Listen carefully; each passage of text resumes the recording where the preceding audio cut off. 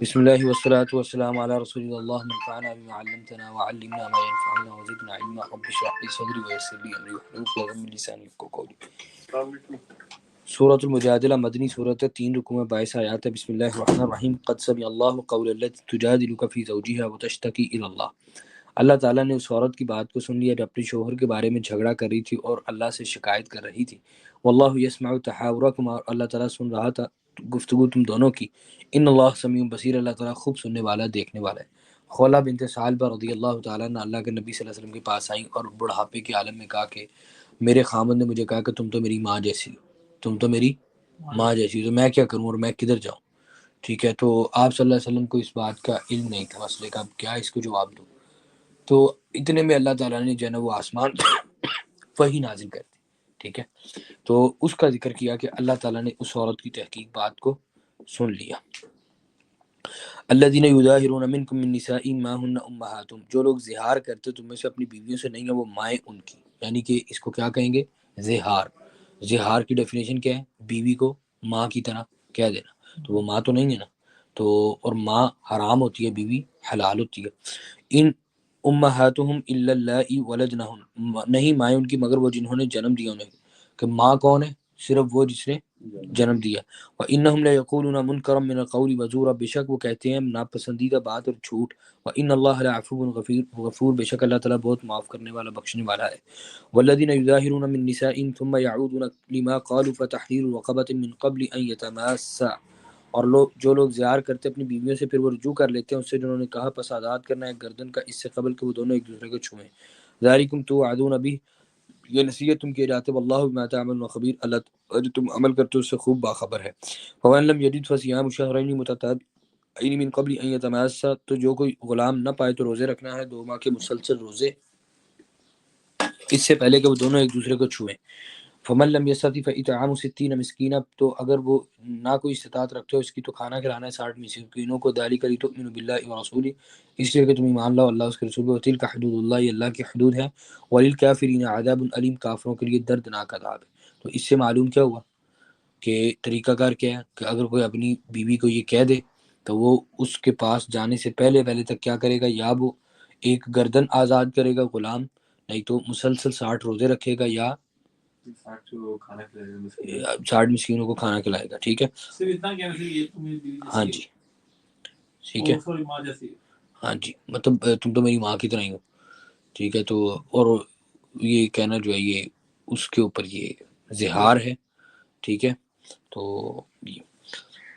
ان الذين يحادون الله ورسوله كبتوا كما كبت الذين من قبلهم، جو لوگ اللہ اس کے رسول کی مخالفت کرتے ہیں وہ ذلیل کیے جائیں گے جیسا کہ ان سے پہلے لوگ ذلیل کیے گئے۔ وقد انزلنا آیات بینات، ہم نے تم پر واضح آیات نازل کی۔ وللکافرین عذاب مہین، کافروں کے لیے رسوا کرنے والا عذاب ہے۔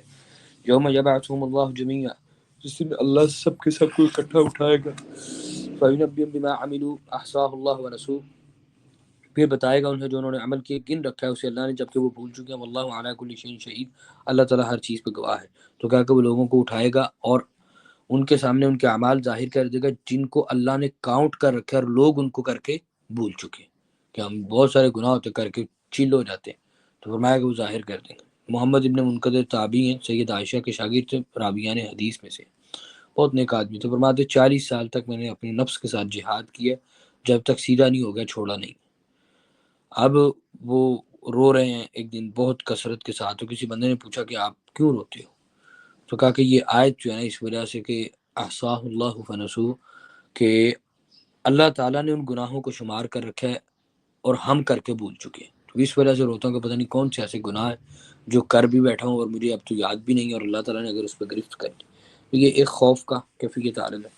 علم تر ان اللہ یعلم ما فی السماوات و ما فی الارض، آپ نے دیکھا نہیں کہ اللہ تعالیٰ جانتا ہے جو آسمان و زمین میں۔ ما یکون من نجوى ثلاثة الا هو رابعهم ولا خمسة الا هو سادسهم، نہیں ہوتی کوئی سرگوشی 3 لوگوں کی مگر چوتھا ان کا، اور نہ 5 کی مگر وہ چھٹا ان کا، ولا ادنا، اور نہ کم، من ذلك اس سے، ولا اکثر الا هو معهم اینما كانوا، اس سے اور نہ زیادہ مگر وہ ساتھ ہیں ان کے جہاں کہیں وہ ہو۔ ثم ينبئهم بما عملوا يوم القیامہ، پھر وہ ان کے اعمال قیامت کے دن ان کو بتائے گا۔ ان اللہ بكل شيء علیم، بے شک اللہ تعالیٰ ہر چیز کو خوب جاننے والا ہے۔ الم تر الى الذين نهوا عن النجوى ثم يعودون لما نهوا عنه، آپ نے دیکھا ان لوگوں کی طرف جو سرگوشی سے روکے گئے پھر وہ لوٹتے ہیں اسی کی طرف جس سے وہ روکے گئے تھے، وَيَتَنَاجَوْنَ بِالْإِثْمِ وَالْعُدْوَانِ وَمَعْصِيَةِ الرَّسُولِ، اور وہ سرگوشیاں کرتے ہیں گناہ اور زیادتی کی، رسول کی نافرمانی کی، وَإِذَا جَاءُوكَ حَيَّوْكَ بِمَا لَمْ يُحَيِّكَ بِهِ اللَّهُ، اور جب وہ آپ کے پاس آتے ہیں وہ سلام کرتے ہیں آپ کو ساتھ اس کے جو نہیں سلام کہا آپ کو اس کے اللہ نے، وَيَقُولُونَ فِي أَنفُسِهِمْ لَوْلَا يُعَذِّبُنَا اللَّهُ بِمَا نَقُولُ،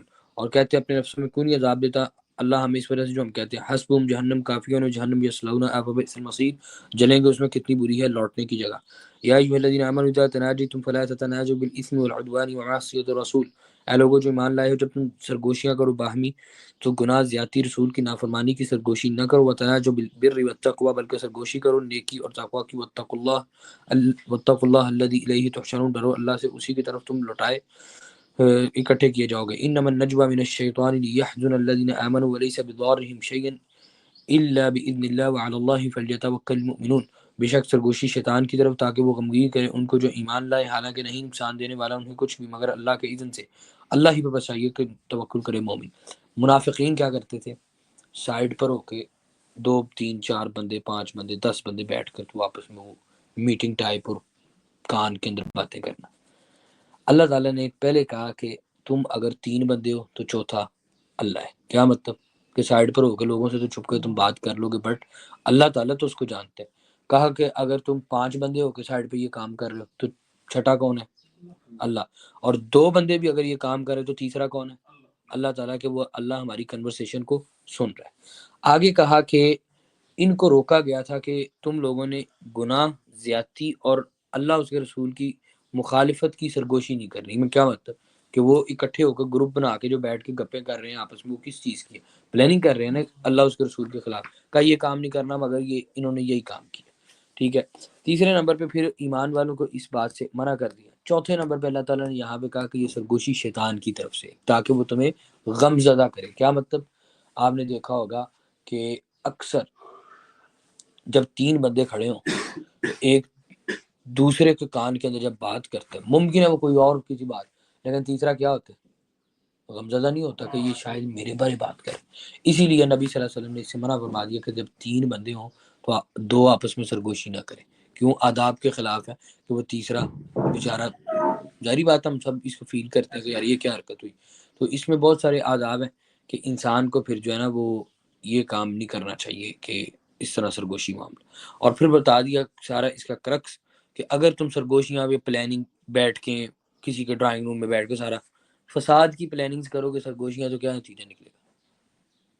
اللہ تعالیٰ اس کو جانتا ہے۔ اچھا، یا ایھا الذین آمنوا اذا قیل لکم تفسحوا فی المجالس فافسحوا یفسح اللہ لکم، ایمان والو جب کہا جائے کشادگی کرو مجلس میں تو کشادہ کیا کرو، کشادگی کرے گا اللہ تمہاری۔ وَإِذَا قِيلَ انشُزُوا فَانشُزُوا، اور جب کہا جائے اٹھ جاؤ تو اٹھ جایا کرو۔ یرفع اللہ الذین آمنوا منکم والذین اوتوا العلم درجات، ان لوگوں کے لیے بلند کرتا ہے اللہ تعالیٰ درجات جو ایمان لائے اور علم دیے گئے، واللہ بما تعملون خبیر، اور اللہ تعالیٰ جو تم عمل کرتے ہو باخبر ہے۔ مجالس میں کشادگی کرنا، ٹھیک ہے، مجالس میں کوئی آ جائے تو فرمایا کہ اس کو جگہ دے دینی چاہیے انسان کو، ٹھیک ہے۔ تو اس کا یہاں پر ذکر کیا، یا ایھا الذین آمنوا اذا ناجیتم الرسول فقدموا بین یدی نجواکم صدقہ، اے لوگوں جو ایمان لائے جب سرگوشی کرو تم رسول سے تو پیش کرو پہلے اپنی سرگوشی کے صدقہ، ذالک خیر لکم واطہر فإن لم تجدوا فإن اللہ غفور رحیم، یہ بہتر ہے تمہارے لیے زیادہ پاکیزہ، پھر اگر نہ تم پاؤ تو بے شک اللہ تعالیٰ بہت بخشنے والا نہایت رحم کرنے والا ہے۔ اشفقتم ان تقدموا بین یدی نجواکم صدقات، کیا ڈر گئے تم کہ تم پیش کرو پہلے اپنے سرگوشی سے صدقہ؟ فإذ لم تفعلوا وتاب اللہ علیکم فأقیموا الصلاة وآتوا الزکاة وأطیعوا اللہ ورسولہ واللہ خبیر بما تعملون، پھر جب نہ تم نے کیا اور مہربان ہوا اللہ تم پر تو قائم کرو نماز، زکوٰۃ ادا کرو، اللہ اس کے رسول کی اطاعت کرو، واللہ خبیر بما تعملون، تو تم عمل کرتے ہو اللہ تعالیٰ اس کو خوب جاننے والا ہے۔ اس کے بارے میں آپ کو آخر میں بتاؤں گا انشاءاللہ۔ الم تر الی الذین تولوا قوما غضب اللہ علیہم، آپ نے دیکھا نہیں ان لوگوں کی طرف جنہوں نے ایک قوم کو غضبناک ہو کر دوست بنایا تو اللہ تعالیٰ ان پر غضبناک ہوا۔ ما هم منکم ولا منهم، نہیں وہ تم میں سے اور نہ ان میں سے، ویحلفون علی الکذب وهم یعلمون، اور وہ قسمیں کھاتے ہیں جھوٹ پر حالانکہ وہ جانتے ہیں۔ اعد اللہ لهم عذابا شدیدا انهم ساء ما كانوا يعملون، اللہ تعالیٰ نے ان کے لیے سخت عذاب تیار کر رکھے، کتنا برا ہے جو وہ عمل کرتے ہیں۔ مکی صورتوں میں کن کے بارے میں ذکر ہے؟ مشرکین کی سزا کے، اور مدنی صورتوں کے اندر مسائل کے علاوہ جو سزا کا ذکر ہوگا وہ 2 گروہوں کے بارے میں، یہودیوں اور منافقین کے بارے میں۔ اتخذوا ایمانہم جنۃ فصدوا عن سبیل اللہ فلہم عذاب مہین، انہوں نے اپنی قسموں کو ڈھال بنا لیا پھر اللہ کے راستے سے روکا، ان کے لیے رسوا کرنے والا عذاب ہے۔ لن تغنی عنہم اموالہم ولا اولادہم من اللہ شیئا اولئک اصحاب النار هم فیہا خالدون، ان کے مال ان کی اولاد اللہ کے مقابلہ میں ان کے کچھ کام نہ آئیں گے، یہی لوگ آگ کے ساتھی ہیں، اس میں ہمیشہ رہنے والے ہیں۔ یوم یبعثهم اللہ جميعا فیحلفون له کما یحلفون لکم ویحسبون انہم علی شیء، اللہ تعالیٰ ان سب کو اٹھائے گا پھر قسمیں کھائیں گے اس کے سامنے جیسا کہ وہ قسمیں کھاتے ہیں آپ کے سامنے، اور وہ سمجھتے ہیں کہ وہ کسی چیز پر۔ الا انہم هم الکاذبون، خبردار یہی جھوٹے ہیں۔ استحوذ علیہم الشیطان فانساہم ذکر اللہ، شیطان نے ان کے اوپر غلبہ پا لیا، اللہ کا ذکر بھلا دیا۔ اولئک حزب الشیطان، یہ شیطان کا گروہ ہے۔ الا ان حزب الشیطان هم الخاسرون، شیطان کا گروہ ہی خسارہ پانے والا ہے۔ ان الذين يحادون الله ورسوله اولئک فی الاذلین، جو اللہ اس کے رسول کی مخالفت کرتے ہیں وہ ذلیل ترین مخلوق ہے۔ کتب اللہ لاغلبن انا ورسولی، اللہ تعالیٰ نے لکھ دیا کہ میں ضرور غالب رہوں گا اور میرے رسول۔ ان اللہ قوی عزیز، اور اللہ تعالیٰ بہت قوت والا زبردست ہے۔ لا تجد قوما يؤمنون بالله واليوم الآخر يوادون من حاد الله ورسوله ولو كانوا آباءهم أو أبناءهم أو إخوانهم أو عشيرتهم أولئك كتب في قلوبهم الإيمان وأيدهم بروح منه ويدخلهم جنات تجري من تحت الأنهار خالدين فيها، جو لوگ ایمان رکھتے ہو اللہ اور آخری دن پر کہ وہ دوستی رکھتے ہیں ان سے جنہوں نے اللہ اس کے رسول کی مخالفت کی، اگرچہ وہ باپ ان کے، بیٹے ان کے، بھائی ان کے یا قبیلہ ان کا، تو یہی لوگ ہیں اس نے لکھ دیا ان کے دلوں میں ایمان اور اس نے تائید کی ان کی ساتھ روح کی اپنی طرف سے، اور داخل کرے ہوئے انہیں باغات میں جن کے نیچے سے نہریں بہتی اس میں ہمیشہ رہنے والے ہیں۔ ٹھیک ہے، تو اللہ تعالیٰ نے ذکر کیا کہ ایمان اور اللہ اس کے رسول کے مخالف کی دوستی ایک جگہ پہ جمع نہیں ہو سکتے۔ ایمان اور اللہ اس کے رسول کی مخالف کی دوستی، اور اس میں ذکر کیا کہ وہ آپ کا بیٹا، بھائی، قبیلہ کے لوگ ہی کیوں نہ ہوں، مگر ان کی دوستی اور ایمان اکٹھے نہیں ہو سکتے۔ اور جنہوں نے ایمان کو ترجیح دی کن کے اوپر؟ اللہ اس کے رسول کے دشمنوں کے اوپر، اگرچہ وہ ان کے ریلیٹیو بھی کیوں نہ ہو، تو ان کے لیے یہ سارا اجر ہے۔ رضی اللہ عنہم ورضوا عنہ، اللہ ان سے راضی ہوا وہ اللہ سے راضی ہوئے۔ اولئک حزب اللہ، یہ اللہ کا گروہ ہے۔ الا ان حزب اللہ هم المفلحون، اللہ کا گروہ ہی کامیاب ہونے والا ہے۔ پیچھے کا شیطان کا گروہ کیا ہے؟ خاسر۔ اللہ کا گروہ جو ہے وہ کیا ہے؟ اللہ مہربانی۔ اب سوچنے کی بات یہ ہے کہ ظاہری طور پہ انسان جب شیطان کے گروہ میں ہوتا ہے تو اس کو وقتی طور پہ تھوڑی ترقی نظر آتی ہے، لیکن جو ہی وقت گزرتا ہے تو دائمی کامیابی کن کو ملنے والی ہے؟ وہ اللہ کے گروہ۔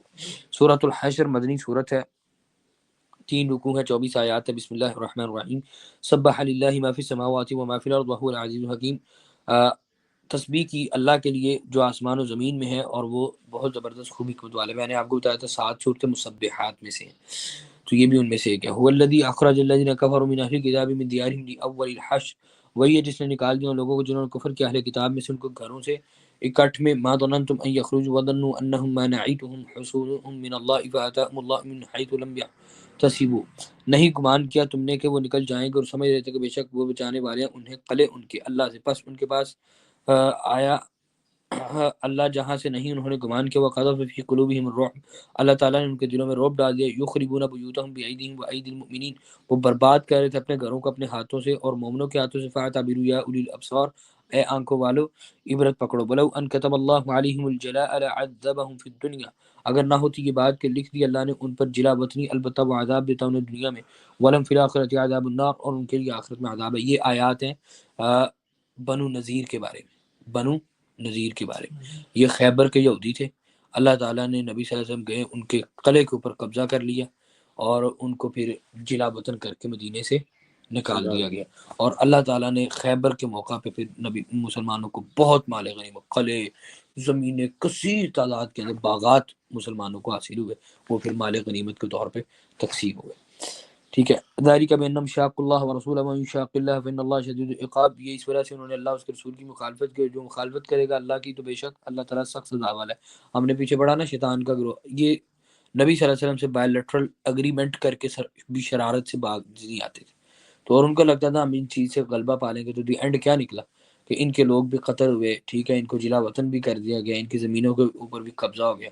ٹھیک ہے، ما قطعتم من لینة او ترکتموها قائمة على اصولها فبإذن اللہ ولیخزی الفاسقین، جو بھی کاٹا تم نے کھجور کا درخت یا چھوڑ دیا تم نے اسے کھڑا اس کی جڑوں پر تو اللہ کے اذن سے تاکہ وہ رسوا کرے فاسقوں کو. وما افاء اللہ علی رسول منهم فما اوجفتم علیہ من خیل ولا رکاب ولکن اللہ یسلط رسوله علی من یشاء.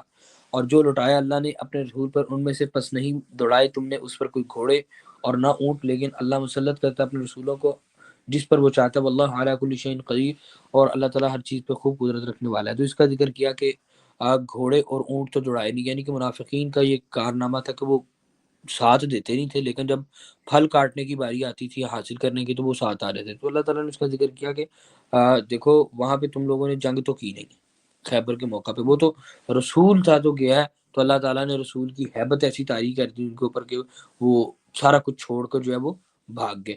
اس کو مال فے کہتے ہیں. ٹھیک ہے، تو مال غنیمت کس کو کہتے ہیں؟ جو لڑ کر حاصل ہو. اور جو مال فے کسے کہیں گے؟ جو بغیر جنگ جو بغیر لڑے حاصل ہو جائے. ٹھیک ہے، تو اس کا معاملہ تو خیبر کا بھی سارا جو ہے وہ چند ایک مقامات پہ وہ تھوڑی سی جھڑپ ہوئی، باقی وہ سارا ویسی ان کو ہینڈ اوور ہو گیا. ما افاء اللہ علی رسول من اہل القرى فللہ وللرسول ولذی القربى والیتامى والمساکین وابن السبیل کی لا یکون دولة بین الاغنیاء منکم. جو لٹایا اللہ نے اپنے رسول پر بستی والوں میں سے پس اللہ کے لیے، اس کے رسول کے لیے، قرابت داروں کے لیے، یتیموں مسکینوں مسافروں کے لیے، تاکہ نہ ہو گردش درمیان دولت مندوں کے تم میں سے.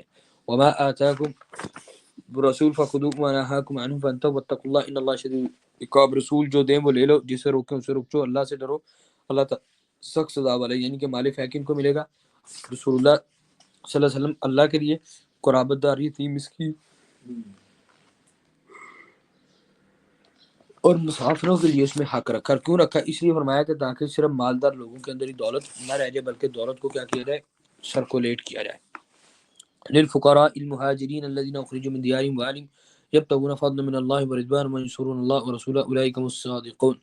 مال فے فقراء کے لیے جو مہاجر ہیں، جو لوگ اپنے گھروں سے نکالیں گے اپنے مالوں سے، وہ چاہتے ہیں اللہ کا فضل، رضامندی اور مدد کرتے ہیں اللہ اس کے رسول کی، یہی لوگ ہیں جو سچے ہیں. والذین تبوأوا الدار والایمان من قبلهم يحبون من هاجر الیہم ولا یجدون فی صدورهم حاجة مما اوتوا ویؤثرون علی انفسهم ولو كان بهم خصاصة. اور انصار کے لیے بھی جنہوں نے جگہ بنائی اس گھر مدینہ میں اور ایمان میں ان سے پہلے، وہ محبت رکھتے ہیں ان سے جو ہجرت کرے ان کی طرف، اور نہیں پاتے اپنے سینوں میں کوئی تنگی اس سے جو وہ دیے گئے، اور وہ ترجیح دیتے ہیں اپنے نفسوں پہ اگرچہ انہیں سخت ضرورت ہو. وَمَن يُوقَ شُحَّ نَفْسِهِ فَأُولَٰئِكَ هُمُ الْمُفْلِحُونَ. جو کہ بچاری ہے بخل سے، تو اپنے نفس کے تو یہی لوگ ہیں جو فلاح پانے والے ہیں. ابو طلحہ انصاری نبی صلی اللہ علیہ وسلم کے پاس میں ایک گیسٹ آیا تھا، تو آپ نے فرمایا کون اس کی مہمان نوازی کرے گا؟ تو ابو طلحہ انصاری اس کو اپنے گھر لے گئے. تو گھر جا کے بیوی سے کہا کہ ایک مہمان آیا، تو اس نے کہا کہ دیکھو بھائی ایک بندے کا کھانا ہے، میں کھاؤں گی تو تم اور بچے بھوکے رہیں گے، تم اور بچے کھائیں گے تو میں بھوکی رہوں گی، بچے کھائیں گے تو ہم دونوں بھوکے رہیں گے. ایک کا ہے، اب وہ مہمان کھائے گا تو یہ تینوں ہی بھوکے رہیں گے. انہوں نے کہا ٹھیک ہے ایسا کرتے، ہم مہمان کو کھلا دیتے ہیں. بچوں کو بھی سلا دیا، کھانا بنایا تو کھانا بنا کر جو ہے نا اس کے سامنے رکھا. تو ابو طلحہ انصاری نے بیوی سے کہا کہ تم چراغ ٹھیک کرنے کے بہانے نا اس چراغ کو بجھا دینا، اور وہ جب کھانا کھائے گا نا تو میں اندھیرے میں اس کے ہاتھ کے ساتھ ایسے ہاتھ ٹکراتا رہوں گا، تو اس کو فیلنگ آئے گی کہ میزبان بھی کھانا کھا رہا ہے. تو وہ پھر کیا کرے گا؟ پیٹ بھر کر کہ اتنا کھانا. اگر ایسے نہ ہوا تو وہ اس کو اندازہ ہو جائے گا کہ ان بیچاروں کے گھر میں جو ہے نا وہ کھانا ہی تھوڑا سا ہے، تو ممکن ہے وہ تھوڑا سا کھانا کھا کر چھوڑ دے، تو پیٹ بھر کے کھانا نہیں کھائے گا. تو انہوں نے یہ عمل کیا. تو صبح فجر کی نماز میں نبی صلی اللہ علیہ وسلم کے پاس گئے تو آپ نے ابو طلحہ تم نے کیا کیا رات؟ تم نے کہا کیا ہوا؟ تو آپ نے اللہ تعالیٰ نے تمہارے بارے قرآن نازل کیا ہے کہ کچھ لوگ ایسے ہیں جو اپنے نفسوں پر دوسروں کو ترجیح دیتے ہیں باوجود اس کے ان کو زیادہ ضرورت ہوتی ہے. فرمایا کہ جو اپنے نفس کی بخیلی سے بچا لیا گیا وہی فلاح پانے والا ہے. یہ بات جو ہے نا بہت بڑی بات یاد رکھیں. اسلام کے اندر جو اللہ کے ہاں نیکی کا جو میٹر کرتی ہے نا، بنیادی طور پہ وہ عمل سے زیادہ انسان کا ایٹیٹیوڈ میٹر کرتا ہے. ٹھیک ہے، آپ دیکھیں کتنے لوگ صدقہ دیتے ہیں لیکن وہ دیتے ہوئے ساتھ 10 باتیں سناتے ہیں. اب وہ باتیں سنانا یا وہ ماتھے پہ تیوری چڑھانا اور عجیب شکل بنا کر بھی دینا، تو آپ جو ہے وہ کیا ہے؟ اللہ کو نہیں نظر آ رہا کہ یہ کس کیفیت کے ساتھ دے رہا ہے. ٹھیک ہے، کچھ لوگوں کو ہم نے یہ بھی دیکھا کہ اب وہ چیریٹی دیتے ہیں تو اگلے کو ساتھ 10 باتیں سنائیں گے اور پورے محلے کو بتائیں گے وہ جی فلانا بھی آتا ہے ساڑھے کو، اس کو بھی ہم دیتے ہیں.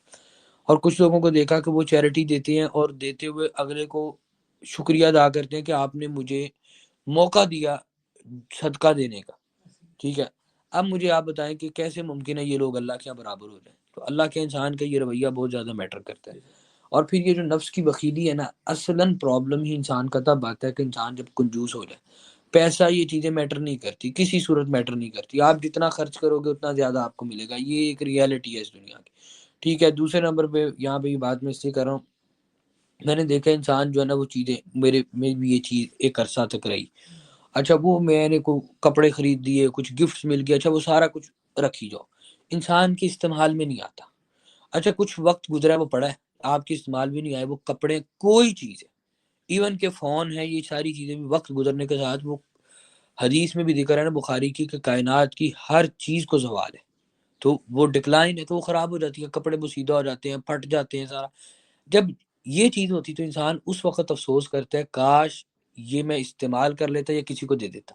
تو پھر طریقہ کار کیا ہے کہ انسان کو اس نفس کی بخیلی سے بچنے کی بجائے کہ صرف وہ جوڑ جوڑ کے رکھنا ہے، اکٹھا کرنے کی بجائے کیا کرنا چاہیے، ضرورت کی چند چیزیں رکھی، باقی سارا کچھ دے دیا، اچھا اس سے ایک انسان کے دل میں وسعت پیدا ہوتی ہے، دوسرے نمبر پہ یہ خام خواہ کا بوجھ، وہ چیزیں اکٹھی کر کر کے رکھنا کرنا، وہ جان چھوٹ جاتی ہے۔ تو نبی صلی اللہ علیہ وسلم نے جو ہے وہ اس کے بارے میں دعا بھی مانگی، تو ایک صحابی تھے آپ صلی اللہ علیہ وسلم کے، عبد الرحمن بن عوف، عشرہ مبشرہ میں سے، ان کے بارے میں یہ تھا اتنے خوددار اور بزنس مین، مالدار قسم کے صحابی تھے کہ جب مدینہ آئے نا تو ان کو کسی نے کہا کہ صحابی نے، انصار نے جگہ دی اور کہا کہ ایک بیوی میری لے لیں آپ، اور میرا کاروبار بھی آدھا آپ لے لیں۔ تو اس کے گھر رکے، صبح ہوئی تو مجھے کہنے لگے اس کو کہ مجھے کچھ بھی نہیں چاہیے، مجھے بازار کا راستہ دکھا دو، بس میں جاؤں گا خود کام کر کے کماؤں گا۔ چلے گئے تو کام کیا، اللہ نے اتنی برکت دی کہ مالدار صحابہ میں سے، انتہائی مالدار صحابہ میں سے، ان کے بارے میں شعور تھا کہ مٹی کو سونے کے بھاؤ بیچتے، مطلب اتنا اللہ نے ان کی تجارت میں نفع رکھا تھا۔ اس کے باوجود وہ اپنے پاس کچھ بھی نہیں رکھتے تھے، اور ان کا موقف یہ تھا کہ وہ صحابہ دیگر صحابہ سے لڑتے بھی تھے اس بات پہ، وہ کہتے تھے کہ آپ صرف اتنا مال اپنے پاس رکھ سکتے ہو جتنی آپ کی ضرورت ہے، اس کے علاوہ ایک چیز بھی اضافی اپنے پاس رکھنا وہ حرام ہے، آپ نہیں رکھ سکتے، ان کا موقف تھا، تو وہ سارا کہ اس کے باوجود ایک دن نہ ایک بندہ بیت اللہ میں داخل ہوا تو دیکھا کہ ایک بزرگ جو ہے نا وہ بیت اللہ کا طواف کر رہے ہیں، اور ساتھ صرف ایک ہی دعا مانگے، اللہم اقنی شح نفسی، اللہم اقنی شح نفسی، اللہ مجھے میرے نفس کی بخیلی سے بچا لے۔ تو اس نے کہا کہ یہ بزرگ کون ہے؟ تو انہوں نے کہا کہ یہ عبد الرحمن بن عوف ہے۔ مطلب اتنا کچھ خرچ کرنے سارے کے معاملے کے باوجود کیا اللہ سے دعا کرے کہ مجھے میرے نفس کی بخیلی سے بچا لے۔ تو نبی صلی اللہ علیہ وسلم نے فرمایا کہ الغنا ليس الغنى عن قصرة العرض ولكن الغنى غنى النفس، مال کا بہت زیادہ ہونا غنی ہونا نہیں ہے، بلکہ دل کا غنی ہونا اصل غنی ہونا، کہ انسان کا دل جو ہے نا وہ بڑا ہونا چاہیے۔ تو یہاں پہ اللہ تعالیٰ نے اسی چیز کا ذکر کیا کہ ضرورت مند ہونے کے باوجود دوسرے کو ترجیح دے دینا اپنے اوپر، تو یہی لوگ ہیں جو فلاح پانے والے۔ والذین جاءوا من بعدهم یقولون ربنا اغفر لنا ولاخواننا الذین سبقونا بالایمان ولا تجعل في قلوبنا غلا للذین آمنوا ربنا انک رؤوف رحیم، اور ان کے لیے بھی جو ان کے بعد آئے وہ کہتے ہیں ہمارے رب بخش دے ہمیں ہمارے بھائیوں کو، وہ جو ہم سے سبقت دے گئے ایمان میں، اور ہمارے اور ان کے دلوں کے اندر کوئی کدورت نہ رکھ، اے ہمارے رب تو بہت شفقت کرنے والا، رحم کرنے والا ہے۔ الم تر الی الذین نافقوا یقولون لاخوانهم الذین كفروا من اہل الکتاب لئن اخرجتم لنخرجن معکم ولا نطیع فیکم احدا ابدا، آپ نے دیکھا نہیں ان لوگوں کی طرف جنہوں نے منافقت کی، اپنے بھائیوں سے کہتے ہیں جنہوں نے کفر کیا کہ اہل کتاب میں سے اگر نکالے گے تم البتہ ہم ضرور نکلیں گے تمہارے ساتھ، اور نہ ہم اطاعت کریں گے تمہارے معاملے کسی ایک کی کبھی بھی، وَإِن قُوتِلْتُمْ لَنَنصُرَنَّكُمْ، اگر جنگ کی گئی تم سے ہم ضرور تمہاری مدد کریں گے، واللہ یشہد انہم لکاذبون، اللہ تعالیٰ گواہی دیتا ہے کہ وہ جھوٹے ہیں۔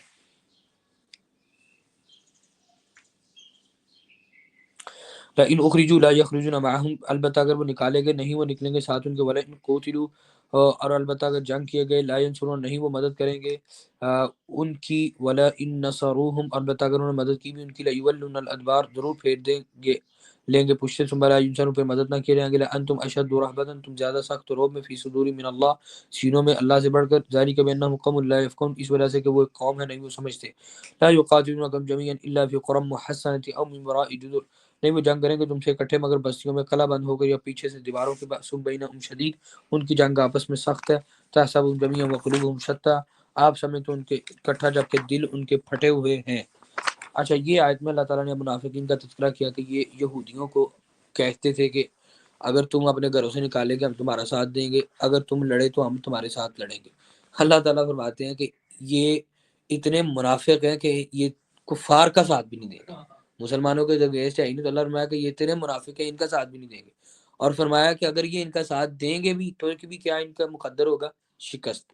دوسرے نمبر پہ اللہ تعالیٰ نے کہا کہ اگر یہ لڑنے کے لیے آ بھی گئے، اوقات ان کی یہ ہے کہ کلوں کے اندر بند ہو کے لڑیں گے یا دیوار کے پیچھے۔ تو اقبال کا شعر بھی ہے نا کہ مومن ہے تو کافر ہے تو کرتا ہے شمشیر پہ بھروسہ، مومن ہے تو بے تیغ بھی لڑتا ہے، کہ وہ اس کا بھروسہ کس پہ ہوتا ہے؟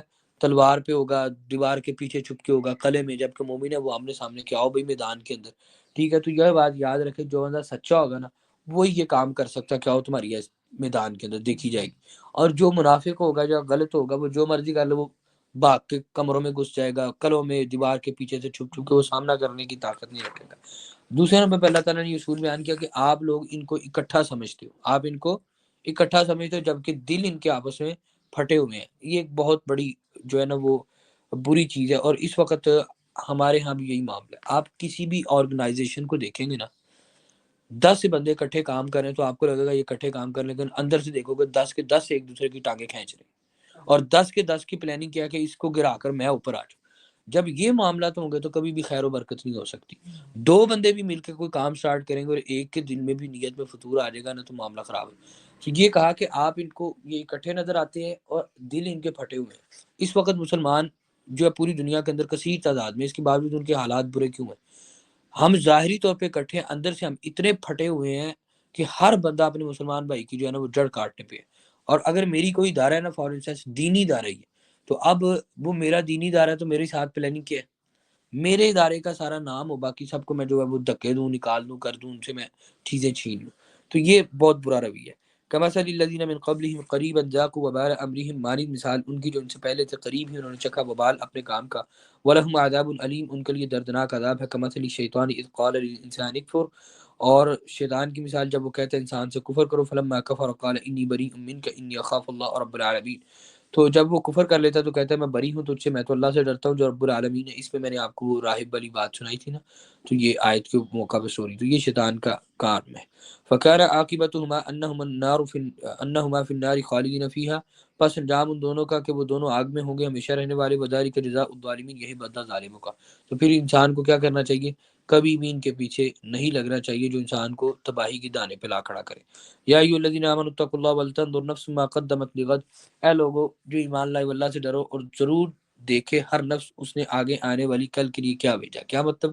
کہ انسان اپنا احتساب کرے کہ مرنے کے بعد اس کی تیاری کیا ہے اللہ کے سامنے کھڑے ہونے کے لیے۔ نبی نے فرمایا کہ عقل مند وہ ہے جو موت کو یاد رکھے کہ اسی لمحے اگر میں مر جاؤں تو میرے پاس نیکیاں کیا گناہ کیا۔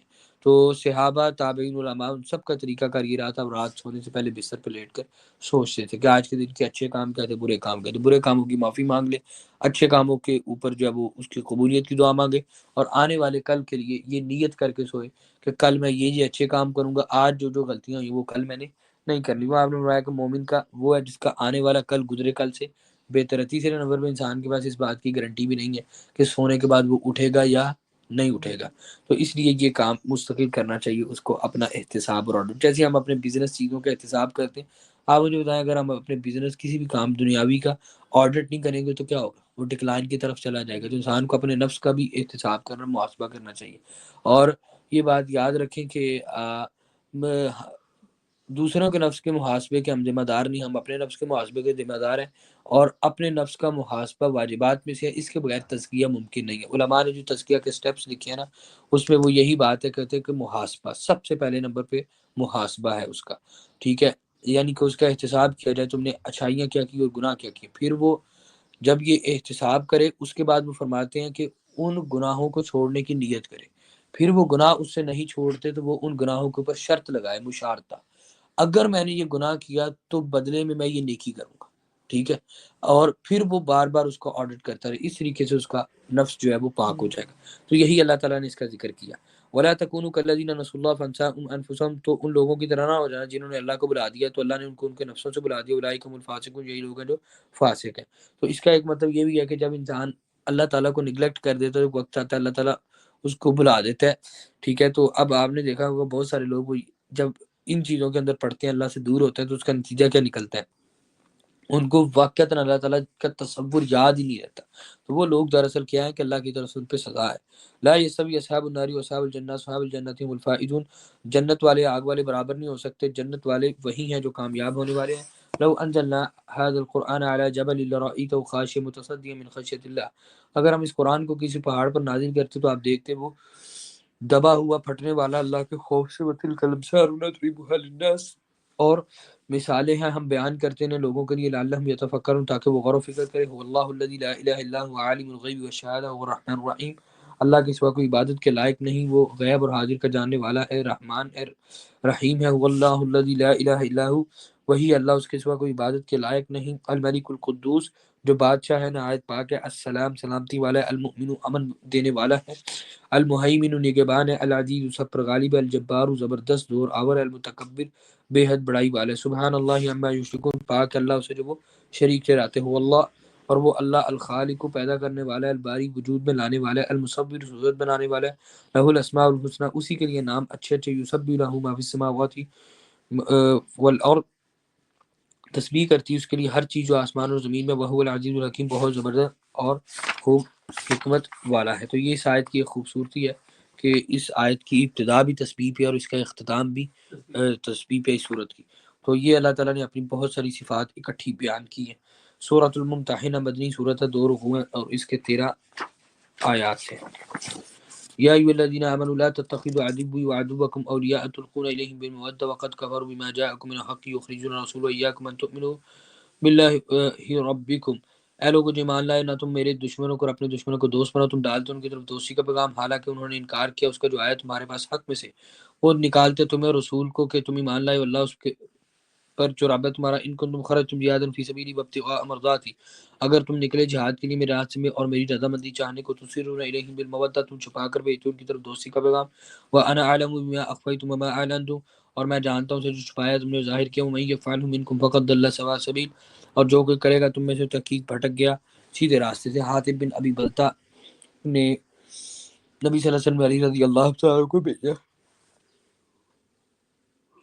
کہ جاؤ، ایک عورت ہے، وہ عورت کے پاس خط ہے اور وہ مکہ کی طرف جا رہی ہے۔ علی رضی اللہ تعالیٰ نے گئے تو اس عورت کو پکڑ لیا، عورت کو پکڑا تو اس کو کہا خط دو، اس نے کہا میرے پاس خط نہیں ہے، اس کو کہا خط دو تو اس نے کہا کہ نہیں ہے۔ علی رضی اللہ تعالیٰ نے کہا کہ بھائی خط دے دو، میں تمہارے کپڑے اتار کے بھی خط نکال لوں گا، اس وجہ سے کہ نبی صلی اللہ علیہ وسلم نے کہا تمہارے پاس خط ہے تو خط ہے، جب یہ کہا نا تو اس نے اپنے بال کھولے اور بالوں میں سے خط نکال کے دے دیا۔ وہ خط تھا حاتب بن ابی بلتہ، نبی صلی اللہ علیہ وسلم کے صحابی تھے، انہوں نے لکھا تھا کچھ جاسوسی پہ مبنی مکہ والوں کی طرف۔ وہ واپس آئے، بتایا کہ یہ معاملہ، اللہ کے نبی صلی اللہ علیہ وسلم نے حاتب بن ابی بلتہ کو بلایا اور بلا کر کہا کہ حاتب تم نے یہ کام کیوں کیا؟ کہا اللہ کے نبی میرے وہاں پہ نا کچھ رشتہ دار رہتے ہیں، تو میرا ارادہ تھا کہ میں نا یہ کو بات، اس سے آپ کو نقصان کوئی نہیں ہونا ہے، آپ کی اندر کی بات، لیکن آپ لوگوں کو اس سے نقصان کوئی نہیں ہونا، میں یہ خاتون کی طرف بھیجنا، اس سے یہ ہونا تھا کہ وہاں پر جو موجود میرے ریلیٹیوز ہیں نا ان کے اوپر نرمی ہو جانی تھی اس معاملے کی وجہ سے۔ آپ صلی اللہ علیہ وسلم نے کہا کہ تمہاری بات ٹھیک ہے، مطلب تم نے غلطی کی ہے لیکن نیت تمہاری درست تھی، کوئی برا نقصان پہنچانا ارادہ نہیں تھا۔ عمر رضی اللہ تعالیٰ بیٹھے چل رہا ہے، اللہ کے نبی منافق ہے، مجھے حکم دے میں اس کو قتل کر دوں۔ تو آپ صلی اللہ علیہ وسلم کہ عمر تمہیں نہیں پتہ یہ بدری صحابہ میں سے، اور بدریوں کے بارے میں اللہ تعالیٰ نے کہا ہے کہ واقعہ بدر کے بعد میں نے ان کو معاف کر دیا، اب یہ جو چاہے کرتے پھرے، ٹھیک ہے۔ تو یہ آیات ان کے بارے میں، ٹھیک ہے۔ تو ان یسقفوکم یکون لکم اعداء ویبسط الیکم ایدیہم والسنۃ بالسوء وودوا لو تکفرون، اگر وہ پالیں تمہیں تو وہ تمہارے دشمن ہوں گے، وہ دراز کریں گے تمہاری طرف ہاتھ، اپنی زبانیں اپنی برائی کی، اور چاہیں گے کاش تم کفر کرو۔ لن تنفعکم ارحامکم ولا اولادکم، تمہاری رشتہ داریاں اور اولاد فائدہ نہ دے گی یوم القیامہ، قیامت کے دن۔ یفصل بینکم واللہ بما تعملون بصیر، اللہ فیصلہ کرے گا درمیان تمہارے اور جو تم عمل کرتے ہو اس کو خوب دیکھنے والا ہے۔ کیا بات بتائی اللہ تعالیٰ نے؟ یہ سمجھایا کہ دیکھو یہ تمہارے پاس جس صورت میں بھی آ جائے، تم جو مرضی کر لو۔ ہم نے پیچھے کیا پڑھا تھا؟ لن ترضى عنكم اليهود ولا النصارى حتى تتبعوا ملتهم، یہ تم سے تب راضی ہوں گے جب ہم ان کی ملت کو قبول کر لیں، کیا ہو جائے، یہودی یا عیسائی ہو جائے۔ تو کہا کہ اس کے علاوہ تم جو مرضی کر لو، یہ تمہیں پائیں گے نا، تم جتنی بھی مطلب وہ جاسوسیاں کے یہ لحاظ تمہارا نہیں کرے گی۔ دوسرے نمبر پہ اللہ تعالیٰ نے یہ کہا کہ دیکھو تمہاری رشتہ داریاں اور اولاد جس کے لیے تم یہ جاسوسی والا کام کر رہے ہو، یہ قیامت کے دن تمہارے کام تو نہیں آنے، تو تم ان کی وجہ سے اپنا جو ہے وہ معاملہ کیوں چھوڑتے ہو؟ قد كانت لكم اسوة حسنة في ابراہیم والذین معه، تم آپ کے لیے اسوہ حسنہ ابراہیم میں اور جو لوگ اس کے ساتھ تھے۔ اذ قال لقوم انا براء منکم ومما تعبدون من دون اللہ، اس نے کہا اپنی قوم سے میں بیزار ہیں تم سے اور جن کی تم عبادت کرتے ہو اللہ کے سوا۔ کفرنا بکم وبدا بیننا وبینکم العداوۃ والبغضاء ابدا حتى تؤمنوا بالله وحده الا قول ابراہیم لابیہم لاستغفرن لك وما املک لك من اللہ من شیء۔ ظاہر ہوگی ہمارے درمیان تمہارے عداوت بغض ہمیشہ کے لیے، یہاں تک کہ تم ایمان لو اللہ اکیلے پر، مگر کہنا ابراہیم کا اپنے والد سے کہ میں ضرور بخشش مانگوں گا تیرے لیے، نہیں میں مالک تیرے لیے اللہ سے کسی چیز کا۔ ربنا علیک توکلنا والیک انبنا والیک المصیر، یا ہمارے رب توکل کیا، ہم نے تیری طرف رجوع کیا، ہم نے تیری طرف لوٹنا ہے۔ ربنا لا تجعلنا فتنة للذین کفروا واغفر لنا ربنا، اے ہمارے رب تو نہ بنا آزمائش ان کے لیے جنہوں نے کفر کیا، اور بخش دے ہمیں ہمارے رب، بے شک تو بہت زبردست حکمت والا ہے۔ لقد كان لكم فيهم أسوة حسنة لمن كان يرجو الله واليوم الآخر، تحقیق تمہارے لیے ان میں نمونہ ہے اچھا اس کے لیے جو امید رکھتا اللہ اور یوم آخرت کی۔ ومن يتولى فإن الله هو الغني الحمید، اور جو کوئی منہ موڑ جائے تو اللہ تعالیٰ بے نیاز اور خوب تعریف والا ہے۔ عسى الله أن يجعل بينكم وبين الذين عاديتم منهم مودة، امید ہے اللہ تعالیٰ تمہارے اور جن سے تم بغض رکھتے ہو ان کے درمیان جو ہے وہ دوستی ڈال دے۔ واللہ قدیر واللہ غفور رحیم، اللہ تعالیٰ خوب قدرت رکھنے والا، معاف کرنے والا، رحم کرنے والا ہے۔ لا ينهاكم الله عن الذين لم يقاتلوكم في الدين ولم يخرجوكم من دياركم ان تبروهم وتقسطوا اليهم، اللہ تعالیٰ تمہیں نہیں روکتا ان لوگوں سے جنہوں نے تم سے جنگ نہیں کی دین کے معاملے میں، اور نہیں انہوں نے تمہیں تمہارے گھروں سے نکالا کہ تم نیکی کرو ان سے اور انصاف کرو ان کے ساتھ۔ ان اللہ یحب المقسطین، بے شک اللہ تعالیٰ انصاف کرنے والے کو پسند کرتا ہے۔ تو کفار کی دو کیٹیگریز، ایک حربی کافر اور ایک عام کافر۔ کیا ہے حربی کافر؟ کون ہوگا؟ جو ہمارے ساتھ جنگ کرتا ہے، اور جنگ میں دو چیزیں، جس نے ہمیں ہمارے گھروں سے نکالا اور قتل کیا۔ جو حربی کافر ہے اس کا حل کیا ہے؟ اس کا قتل ہے، ٹھیک ہے، یا وہ اسلام قبول کر لے قتل۔ جبکہ دوسرے کافر جو ہیں جو ہمیشہ لڑتے مارتے ہیں، ان کا طریقہ کار یہ کہ ان کے ساتھ ہم حسن سلوک کر سکتے ہیں، ان کو ہم کچھ نہیں کہیں گے، ٹھیک ہے، ان پہ دعوت پیش کی، یہ اصول ہے۔ انما ينهاكم الله عن الذين قاتلكم في الدين واخرجوكم من دياركم وظاهروا على اخراجكم ان تولوهم، بے شک اللہ تمہیں روکتا ہے ان سے جنہوں نے تم سے تمہارے دین کے معاملے میں جنگ کی، تمہیں تمہارے گھروں سے نکالا، ایک دوسرے کی مدد کی تمہارے نکالنے پہ کہ تم دوستی کرو ان سے۔ ومن يتولهم فاولئك هم الظالمون، تو جو کوئی دوستی کرے ان سے تو یہی لوگ ظالم ہیں۔ بات کلیئر ہو گئی؟ اللہ نے پیچھے کیا کہا کہ جنہوں نے گھروں سے نہیں نکالا، قتل نہیں کیا، ان کے ساتھ کر سکتے ہو، جنہوں نے یہ کام کیا ان کے ساتھ دوستی نہیں جائز۔